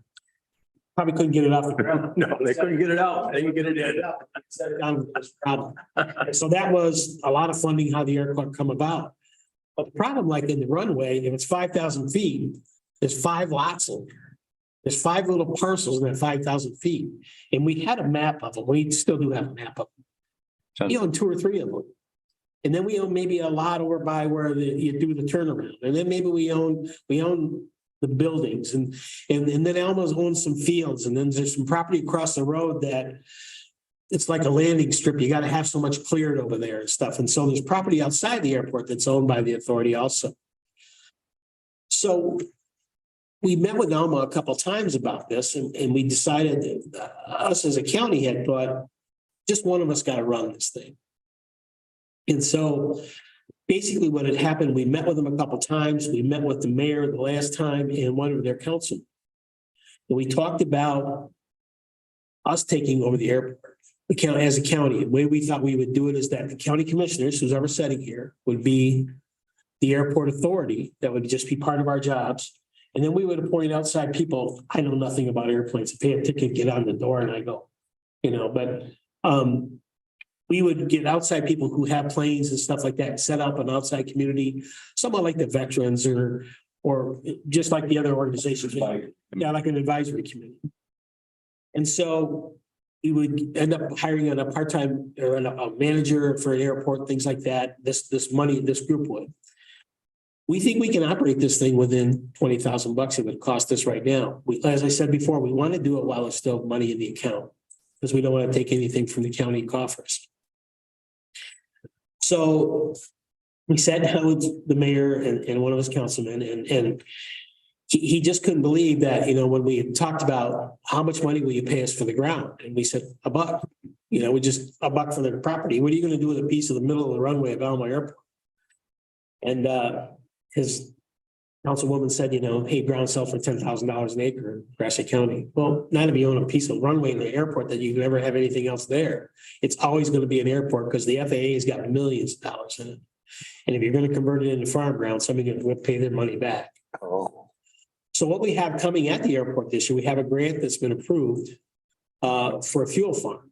And just briefly how the airport runs. It takes in money from hangars, it takes in money from the big building there, from I think it's McDonald's Flying Services or whatever that is. Really, the airport needs a mechanic. And so if you had a mechanic out there, you could have airplanes land, they got to be annualized every year, they got to go through and all that. And that would get more traffic in the airport. The fuel farms, McDonald's own they have a little truck. So if you pull up with fuel, they run the little truck out, they sell you the fuel. They buy the fuel, they sell it. The airport authority don't get any of that money. But now the federal government's going to put a fuel farm in where you can land a plane. They'll have, I think it's regular gas, and they'll have jet fuel. You pull it up there, you hook up, put a card in, fill your plane, you're out of there. And the county or whoever runs the airport would get those funds. And there's a couple bucks a gallon. They talk about spendable money. So we made the offer to decided that we had talked about it as a group, and we decided that we would take the airport over from Alma. We'd ask them about it, and then they just, I said this before, I think they think we found gold underneath it, or they think we're going to put a Vegas strip in there at that airport or something. They just think we're going to make a lot of money, and I don't think they trust us. And they pretty much insinuated that at the last meeting that we met with them. What do you think? Oh, surely that's not the case. Yeah. So we're sitting there, and I just kind of looked at him and I said, well, how about we give you the airport and you take it over? You think this is such a great deal? We've got the money into a study. We've met with people. We've been working on this, but we'll tell you how we're going to do it, and you operate and you can have it. And we'll deed our property over to you. Mayor said, you're one vote. John Lemmerman said, I'm two. The next meeting, I think we had the next week to come back here, and we had the votes of the commission to give them the airport and let them run it. And we're out. We keep our 28 grand. So that's kind of where we're at with it. We've sent them a letter. Now, they've just had some change in commissioners. I don't know how many commissioners they have. I think it's 10. Two or three do new ones. They have 5 or 7. Yeah, they have Seven. seven. So they had 2 commissioner changes. And so we've really got nowhere with them as far as, I seen Eric one day and he just said, well, we just got some new commissioners and we're going to get them settled in and get them figuring this out. Well, we have new commissioners too. That's kind of where we're at, that somebody needs to take this over before all the money's gone. And I want to tell you, it doesn't matter what we do, not to me. I didn't get up yesterday thinking, laughing out or run an airport because. Does anybody work at this airport? Well, it's really. They have to have an aircraft. No, nothing like that. It's not that big. Basically planes. Well, why put up 2 planes on one end at the same time? Well, there's a gentleman there has his flying service and he has, I think he told us 40 planes that he has, that he flies. He teaches students and stuff to fly there. And he rents the building there and he has his planes there. And then he owns the fuel truck. They plow the snow. They take money out of his account to plow snow. They mow the lawn. They take money out of his account, and it's not them. It's friends of theirs or cousins or something. It's different companies that do that. We're saying, if I may. Yeah. Yeah. Where things got, the last meeting where it ended was Alma just does not want to convey its property so that all of the property would be deeded under the county, the entity that's actually running the airport. They're very, very stuck on that. And this is when Sam said, well, we would do the same for you. If you want to run it, we would do the same for you. We'll convey the county property to you. And the mayor responded, well, maybe we'd like to do that. So it was left that the mayor would go back and speak with, his council and just see what the council might want to do about it. The mayor did indicate, because I think this was August or September, because I remember it was still very warm outside. But elections were just starting. It's had a big thing going on. Yeah. But he was not going to be able to have these discussions and reach a decision and report back to us prior to the end of the year, December. Which struck us as quite a long timeline, but okay.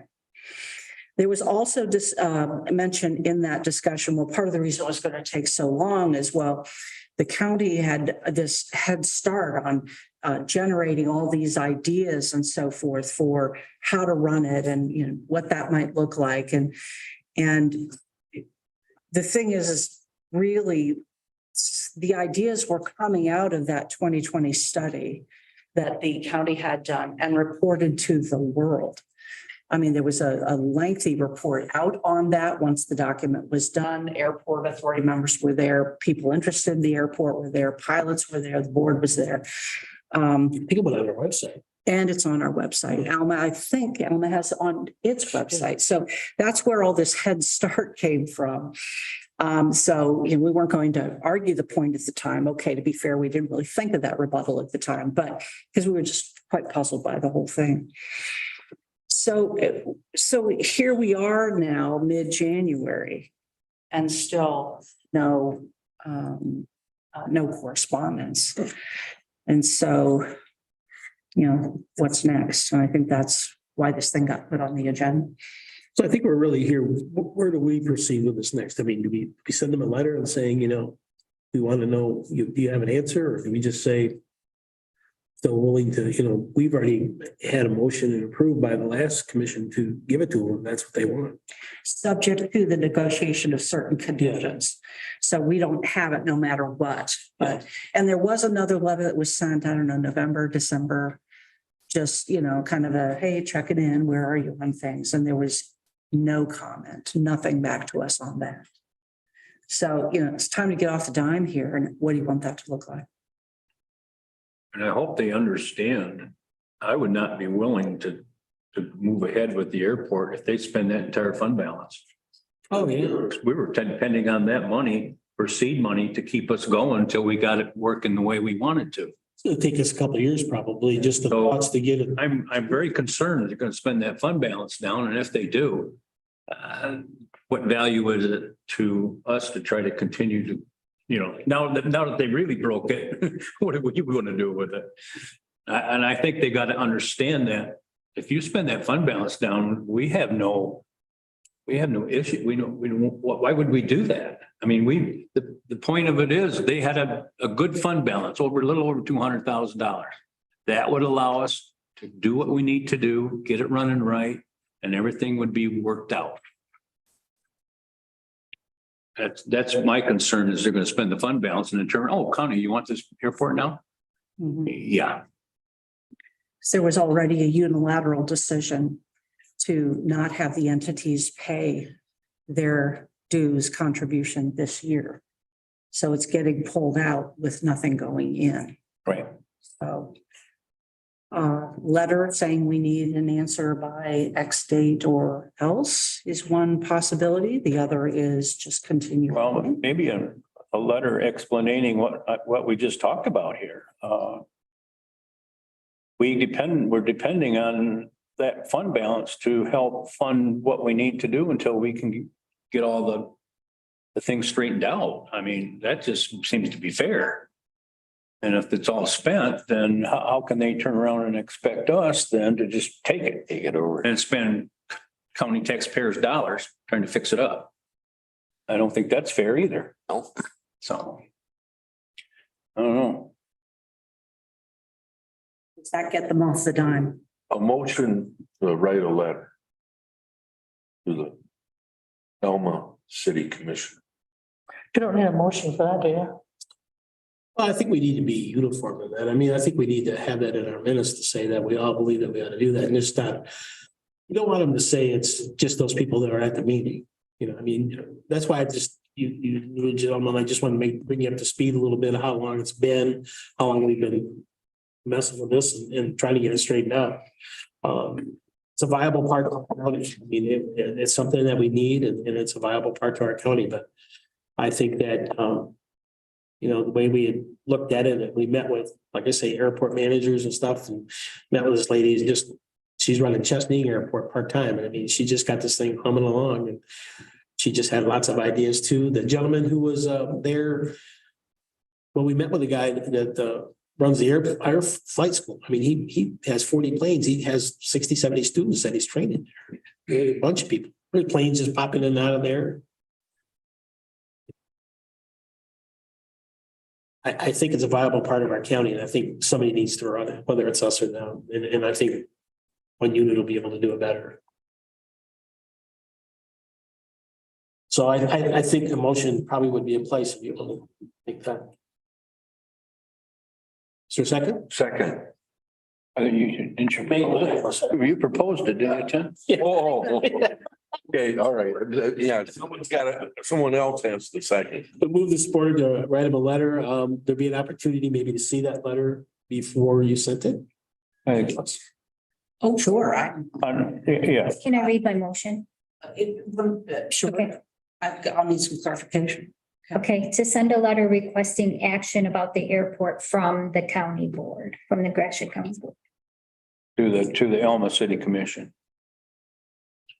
You just send all of them a letter or just to the office? I would probably direct, having had this amount of time to think about it, I would probably direct it to the mayor. And CC the city manager and remaining commission members. I'll do whatever you just suggest. What I need to know is what your timeline is on this.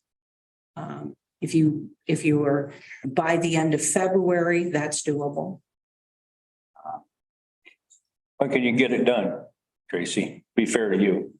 Well, February I'm 14th. looking at the door, Yeah, well, I know what, hey, you can't go off the door until we're done with you. I see. February 14th would be able to make the February 21st board packet, I think. Yeah, well, I'm out of town and country from the 3rd through the 14th. Okay. And I'm just not going to work during that period. Okay. I'll make that a priority to get this to you very soon so that you can review it during the meeting in my absence. That work? Yeah. Okay. And if there's some other priority that comes along that trumps that, I'll let you know. Yeah. So when you look at we meet, what is the 7th of next month? So we'd be able to look at it by then or? Yeah, I'll try to have it to Angie for the packet Okay. for you all to review it. And then you can decide Yeah. what you want done with it. And then I'll come back and I will go ahead and work then the last of February. That question had been left open. I'd said, if you need me, I will work during that period, through the end of February. Well, So if we approved it that night, would there be anybody to fire it off? no. That would be my secretary. I'll have one. There you go. I have fired him several times, but I don't. Okay, so does that work for everybody? You have the motion? For I me. don't have a second. Yeah, you did. Dave seconded it. Thanks, sorry. Any other questions? Any other thoughts? All in favor? Aye. All opposed? Thank you. I think now we're going to recess from this regular meeting into the finance meeting. We need a Need a motion. motion to do that? So move. Second. All in favor? Aye. Opposed? We're now in the finance. Righty. Very good. Is there any other thing would be needed to add to the agenda? We have the same agenda we've always had. I didn't hear from anybody that wanted to talk about any other financial matters. Okay, so we'll go ahead. Finance director's report. Russ.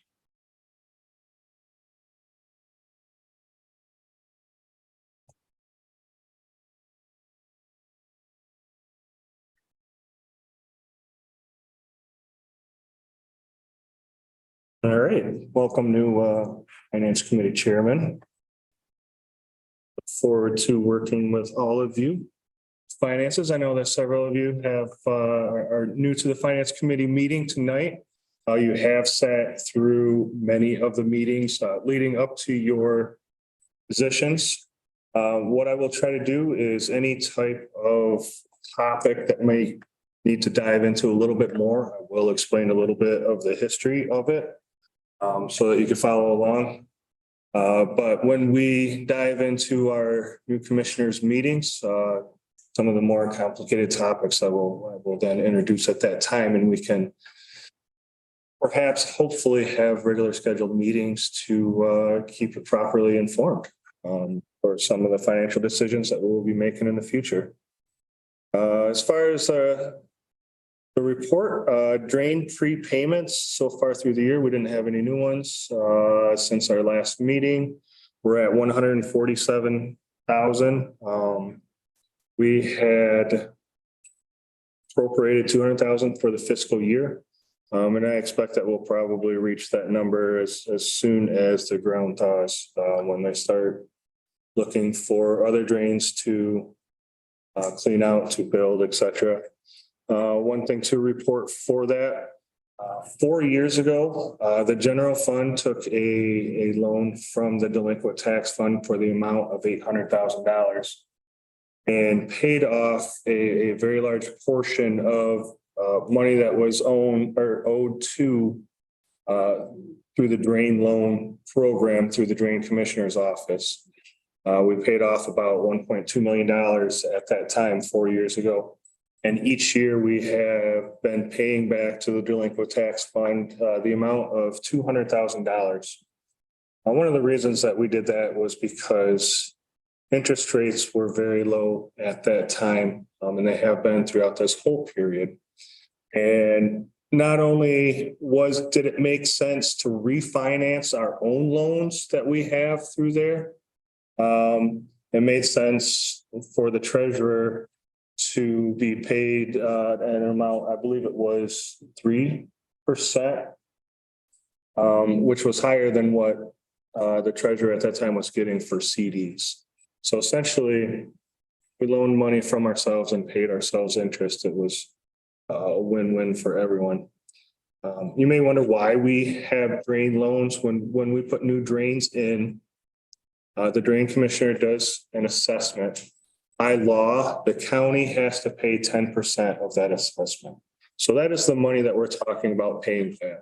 So if we have a new drain that goes in for $15 million, the county is on the hook for $1.5 million of it. So those loans have been piling up for years and years and years. And 4 or 5 years ago, the board, we decided that we needed to look at these with a little help from the auditors. They urged us to work with a drain commissioner to help buy down some of this debt that we had and potentially manage it better than we had in the past. What I'm going to do now that that loan is paid off, I'm going to give you 2 snapshots. Before we made that large payment of $1.2 million 4 years ago, what our debt looked like and what it looks like now. Because not only did we make that huge payment, we also at that time decided that we were going to start prepaying some of these drain loans instead of issuing them into debt. So while I haven't compiled that information, I am very excited to see what the difference is between 5 years ago and today, and I'll bring that back to you at the next finance meeting. Does anybody have any questions related to that? Okay, ARP funds, it was a very quiet month. You could probably anticipate with the holidays. Between the last meeting and this period, I did not receive any buy downs until I got into or payouts until I got into the office today. I had multiple questions from the fire departments. They're getting their machinery and radio orders in, particularly St. Louis. What we're seeing is about a 9 to 12 month delay between order and shipment. For new and for used, we're seeing similar delays because people are not giving up their used equipment that they want to sell because they're waiting for new equipment. So it's a trickle down effect, but we have until December of 2024 to spend these funds. So that does not seem to be an issue with the timeline of the federal program. And again, the ARP funds were granted to us from the feds, $7.9 million a couple of years ago. And it's a program that has been very successful with the county. You heard from the Hero Center earlier today, which the seed money for that came from ARP funds. The audit is approximately halfway done. Next week, they will be back on site again. They will be looking at particularly ARP funds. That's one of the largest items left that they need to audit that they have not yet.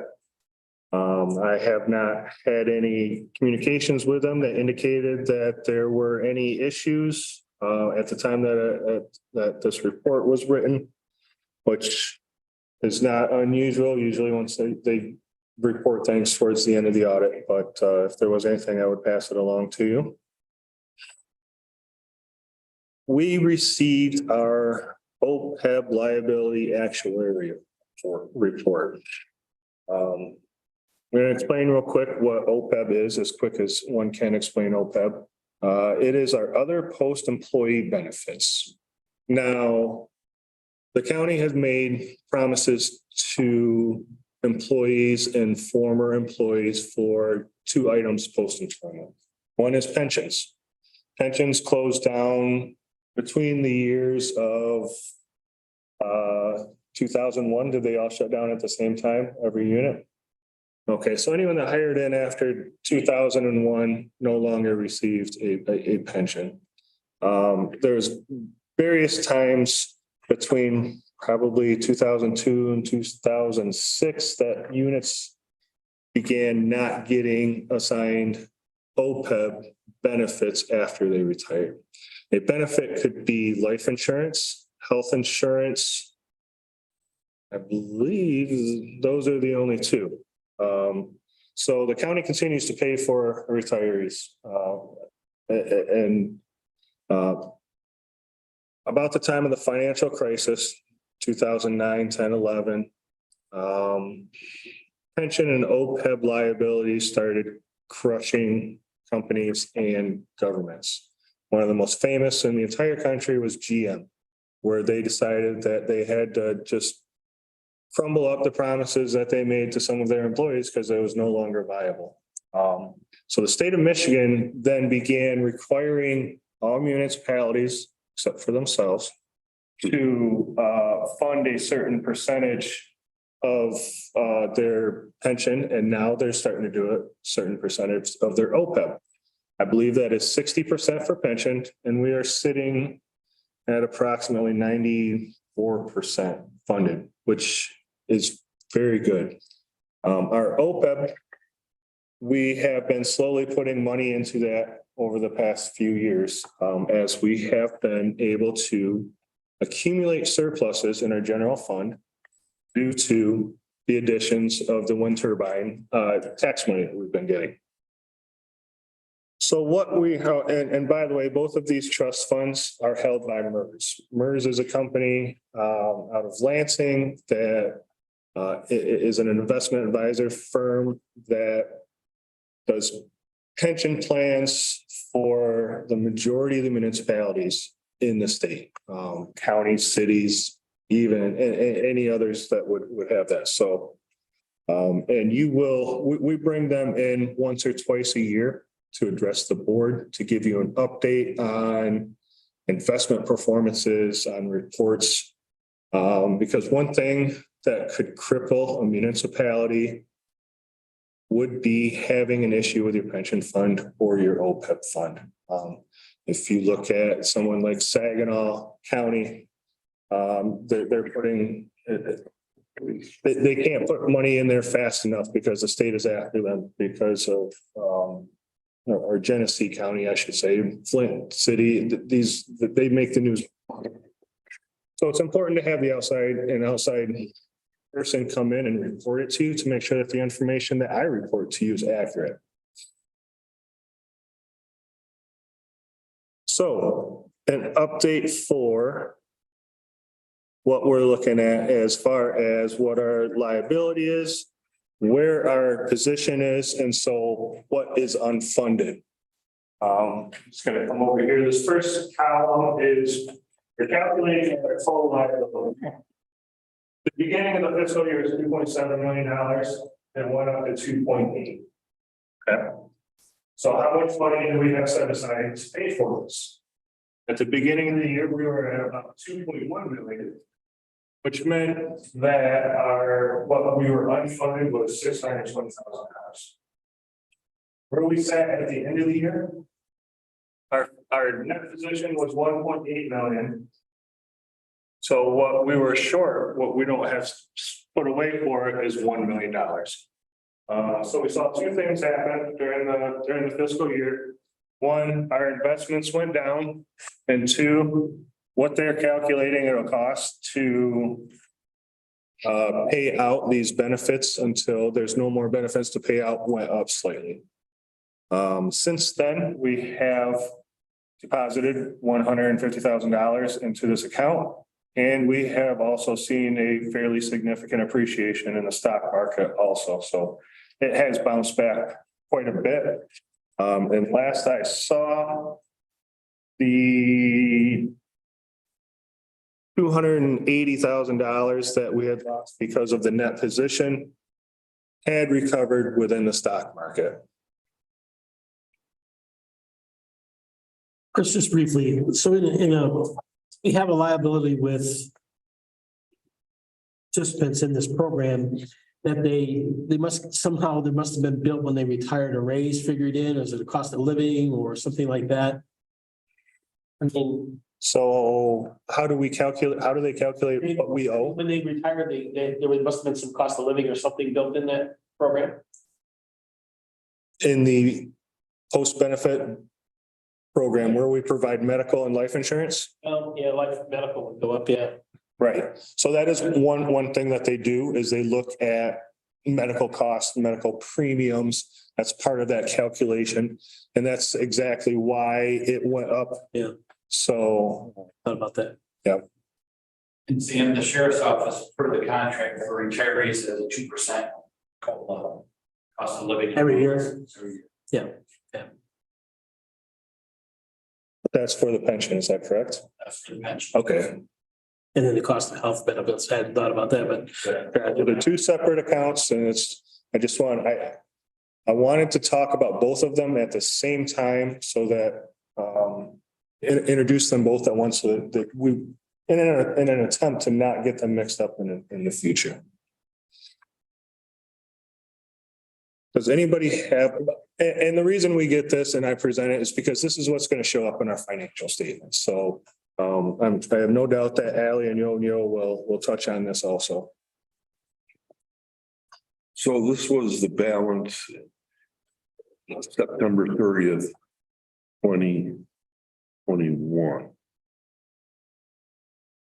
Then the fiscal year ends then at September 30th, 2022. That is correct. Every year end is at September 30th, and then our fiscal year begins on October 1st. A 365-day cycle.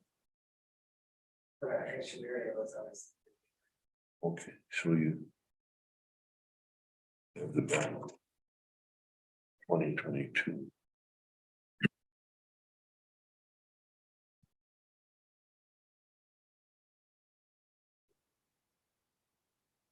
Confusing to you, Tim. Oh, no, how do we get all this money? How do we get the money? Fares. 5% tax.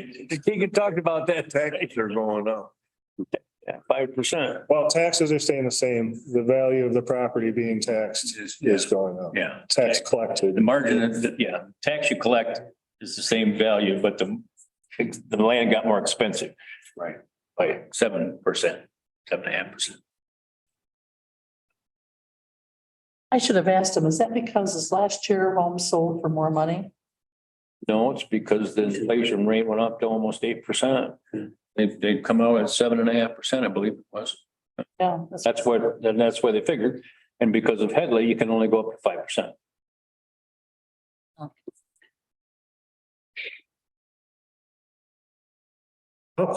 Next item, item number 5, I just wanted to go over a couple of significant changes that we had in our accounting system over the last month. There were 2 of them.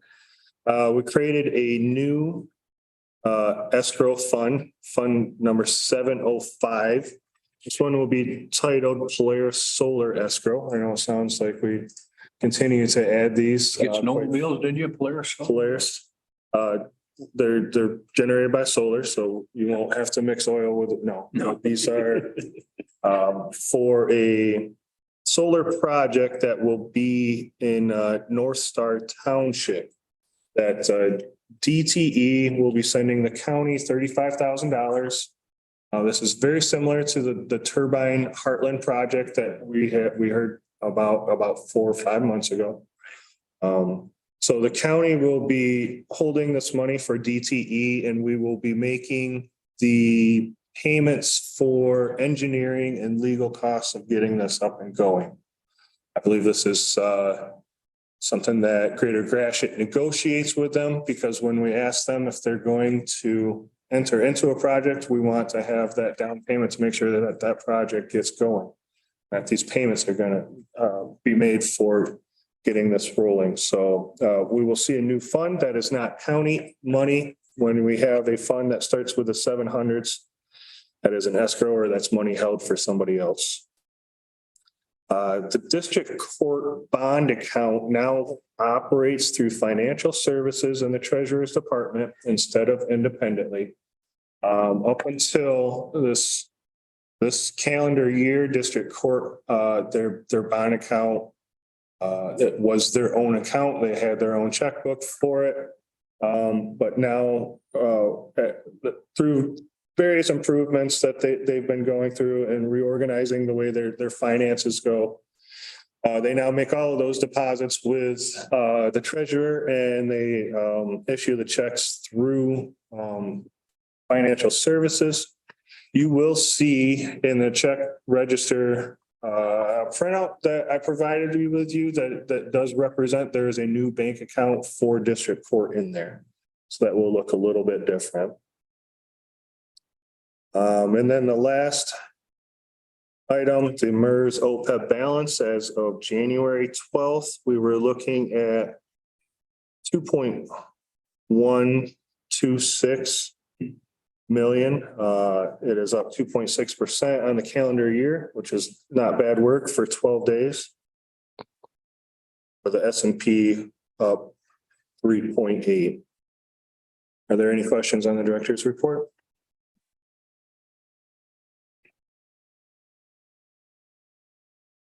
Yeah, cash balances. Okay, we'll go ahead and move on to the cash balances here then.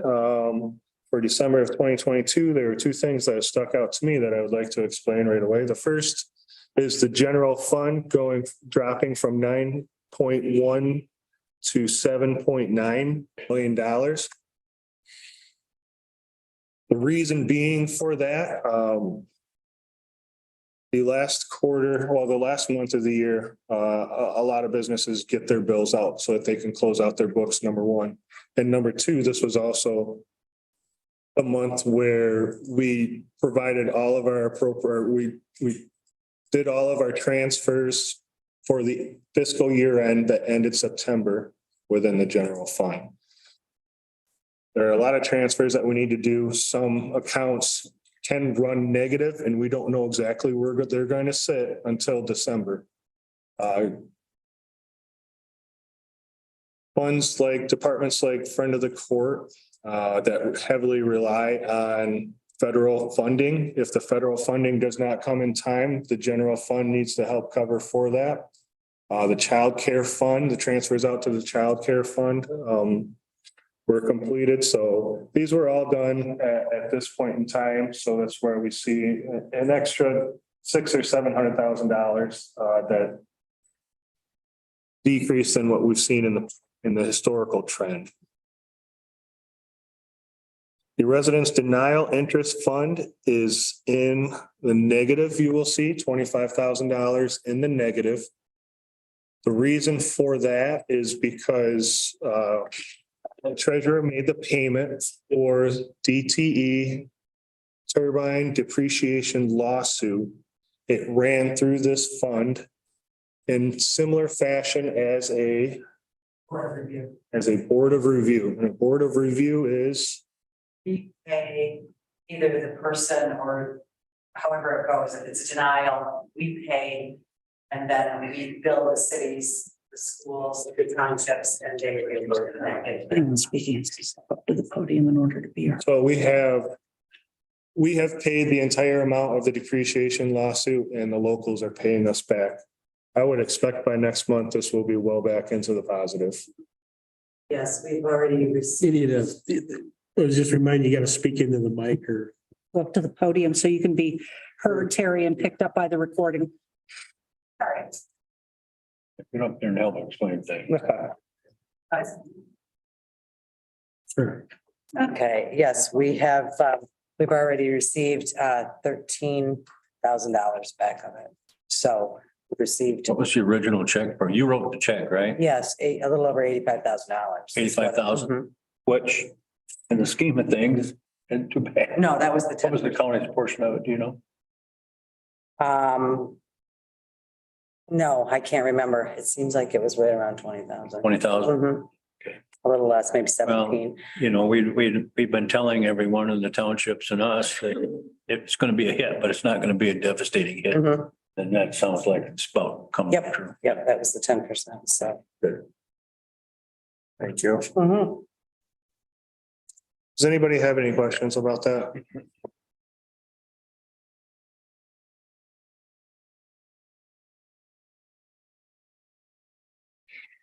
And next we have the check register. I'll go ahead and allow you to take a look at the check register if you have any questions.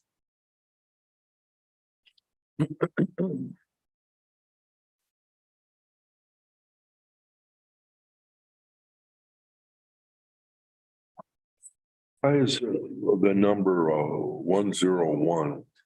101 is the code for the bank account. Okay, so we're gonna see throughout this entire register, we have three codes. As we're writing in this particular check or check register month, we wrote checks out of the general fund account, which is our pooled account. It's more than our general fund. It just coincides with our general fund. We have, getting down to it, it'll be the district court bond account. I don't recall exactly. It is coded 101 DC. And then we should have the bank code 516, which is the delinquent tax fund. By law, the delinquent tax fund is not to be commingled with any of the other pool accounts. So that's why we have a different bank account for the delinquent tax. Chris, you had to spend time with our new commissioners, kind of explaining some of the fundamentals of a budget document and the accounts. Is that correct? Absolutely. With them? I very much look forward to it. Okay. So that all of these, it's very confusing. All these questions you'll have an opportunity to ask and have a direct conversation.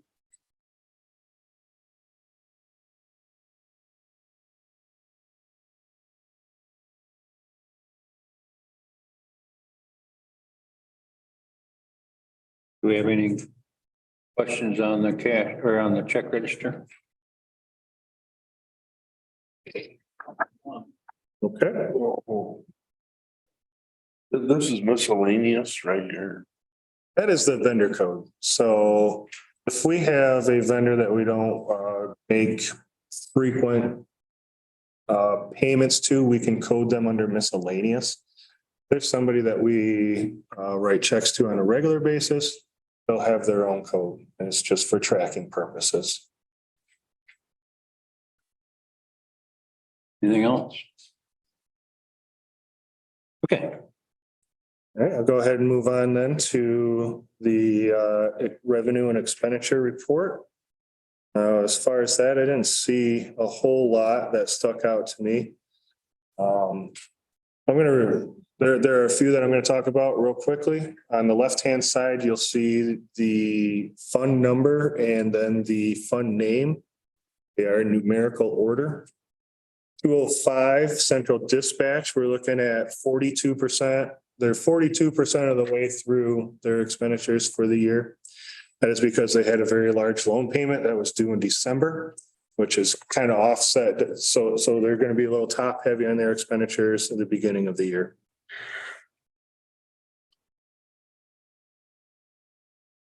Yeah, normally this time of year, if you see something nearing 50%, somebody's already paid ahead on whatever it was. Fund 264, the local corrections officers training fund.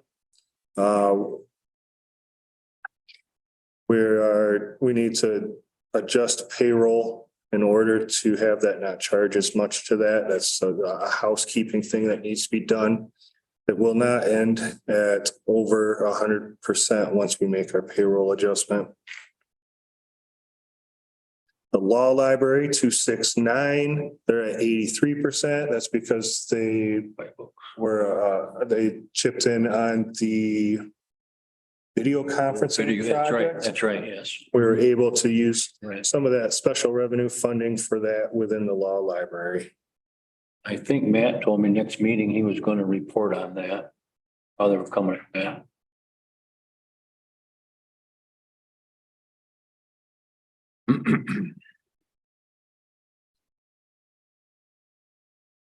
Anything, other questions? All set? Hey, we're all set with you for a moment. All right, thank you. Yeah.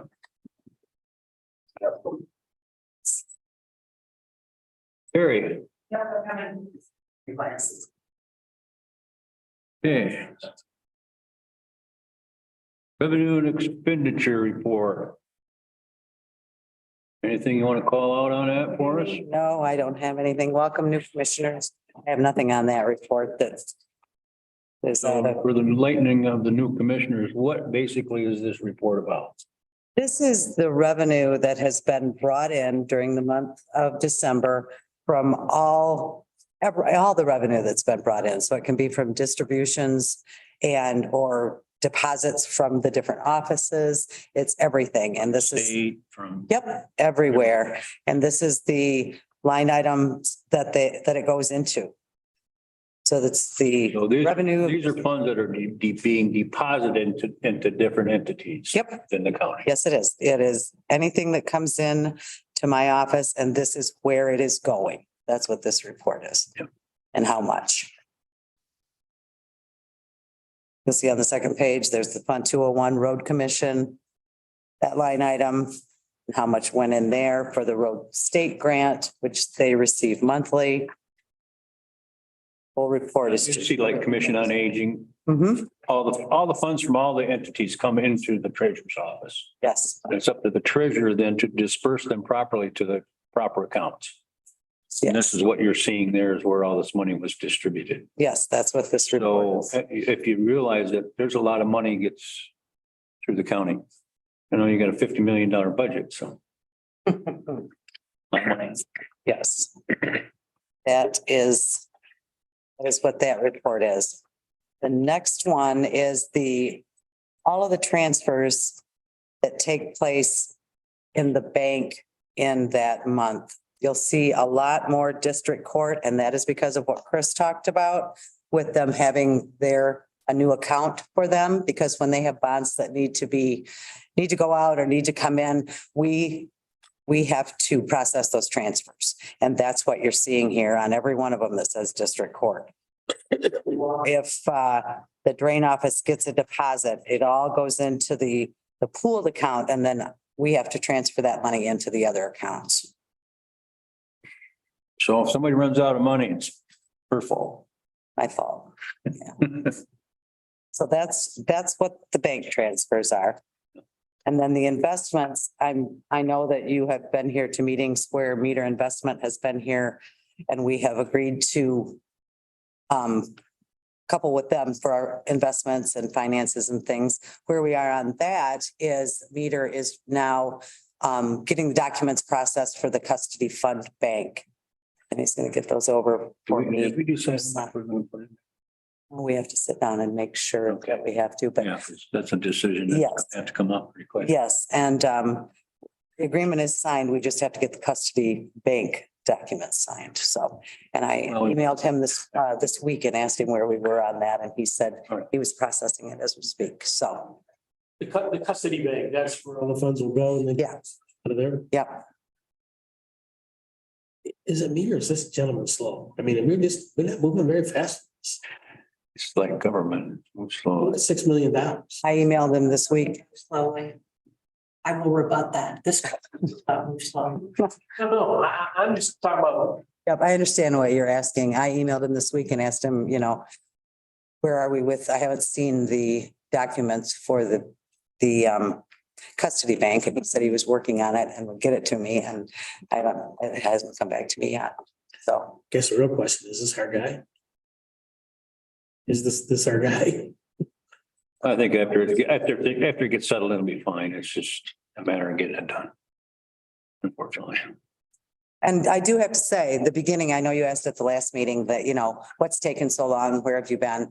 He was waiting on documents from Chris and I that he needed to have. And now, I don't know why now, maybe the holidays, I'm not sure, because that did come into play between the last meeting and now. I don't know what the reason is, but I did reach out to him and he said he was processing the custody bank documents. Okay. That's, I'm a small player in this, but we just transferred 30 retirements over from, I think Wausau to Grand Rapids. you might, I come to my place, filled all the paperwork out for everybody, met with everybody that was gonna go. Our first paycheck was paid into a new account in Grand Rapids, Michigan. Seamlessly, different transfer company, everybody. I And understand. he rolled in the first part of December. We started in October talking about it, had to wait till the end of the year. October, he was there, come in the first part of December, paperwork was signed by everybody, we were done. Yeah. I honestly don't know what's taking so long, but I did reach out to, different entities that he gave us for reference, and they were all happy with him. Yeah, I know that when we first talked to him. Yep. well, you might convey to him that by next month's financial meeting, we hope to see some progress, like real progress. I will convey. I mean, you look at some of these accounts, the rates are not bad just because the rates are what they are and they're coming up, and when we're falling. Got some of them, they're like less than 1/10%. Right. Some of the local CDs and Yeah. some of the, yeah. So anyway, but we're starting to get a sense of urgency here. The market's starting to go back up. Things are starting to get better. We should be in it right now. Because you want to get it on the way up. Yep, I understand. I will convey that. Good. Also, let's see. And then Chris talked about the payment to DTE. I was going to discuss that. Does anybody have any questions about that at all? I saw that. What is that payment for? What is the payment for? That is our agreed upon negotiation payment with DTE for the turbine litigation. Oh, for the lawyer, you mean? Okay. No, not No, for DTE. No, this goes to DTE. the DT taxes. settlement on the wind turbine tax litigation. There was a certain amount that was going to be required to be repaid to various taxing districts entities to DTE. That's what that number is. That's We everybody paid it. negotiated that down from 100% to 10%. 10%. And that included some of the townships that paid in also, right? That included, we pay for that and then they pay us back. Like Yes. what we talked about. It's treated like a board of review. Library board, Mhm. schools, everybody that gets a touch does that windmill money has. Yeah, ISD, Back. schools. Yeah. Townships. Anything else? You're all set? I'm all set. Okay. Chris, you got anything questions? else? Yeah, go ahead. And we can go up there and explain this together. So I contacted Chris last week and I didn't realize he was out of the office. In my capital improvement plan, I have enough money in there every year to buy 3 new patrol cars. I emailed my rep last Monday and I got a response from him that in order to buy Fords, I had to have my order in by last September. Every year that I've done this, I usually did it in December or January to have them by midsummer to late summer. last September, I wouldn't even been in this fiscal year yet, and that's the year when I order them, that's where we charge it to. So that's why I always wait till after October 1st.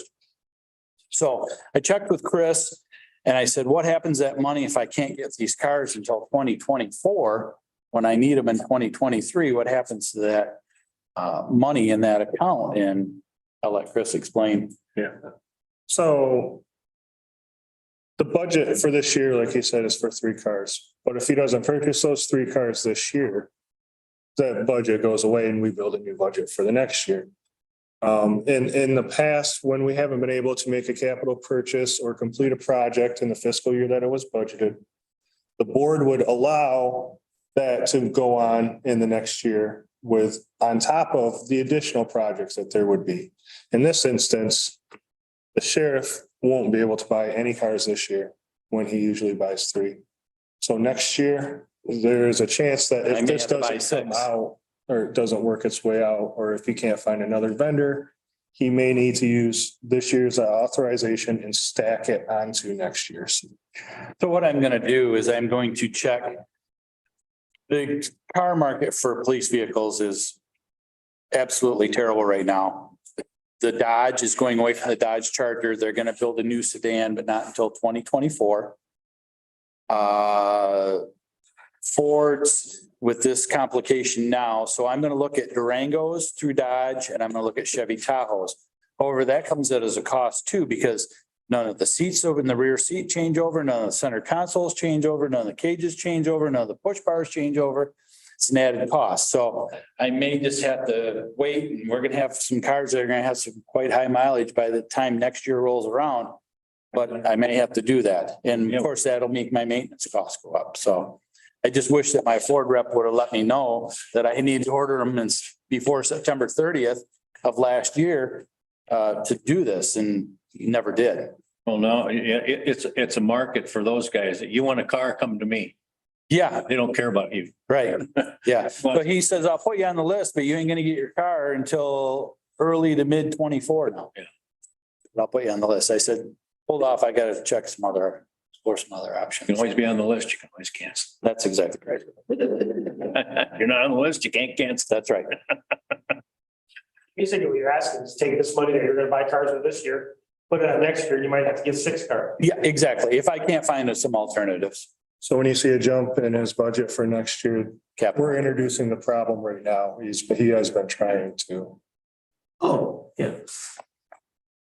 Not a problem. Thank you. Thanks. Yeah, very good. All right, next thing on the agenda is brief public comment. Anybody has a public comment? Well, there's finance. Go back into the regular. Yeah, we got to go back to the regular meeting. Then you can talk again. Hearing that, I would make a motion, we go back into normal sessions.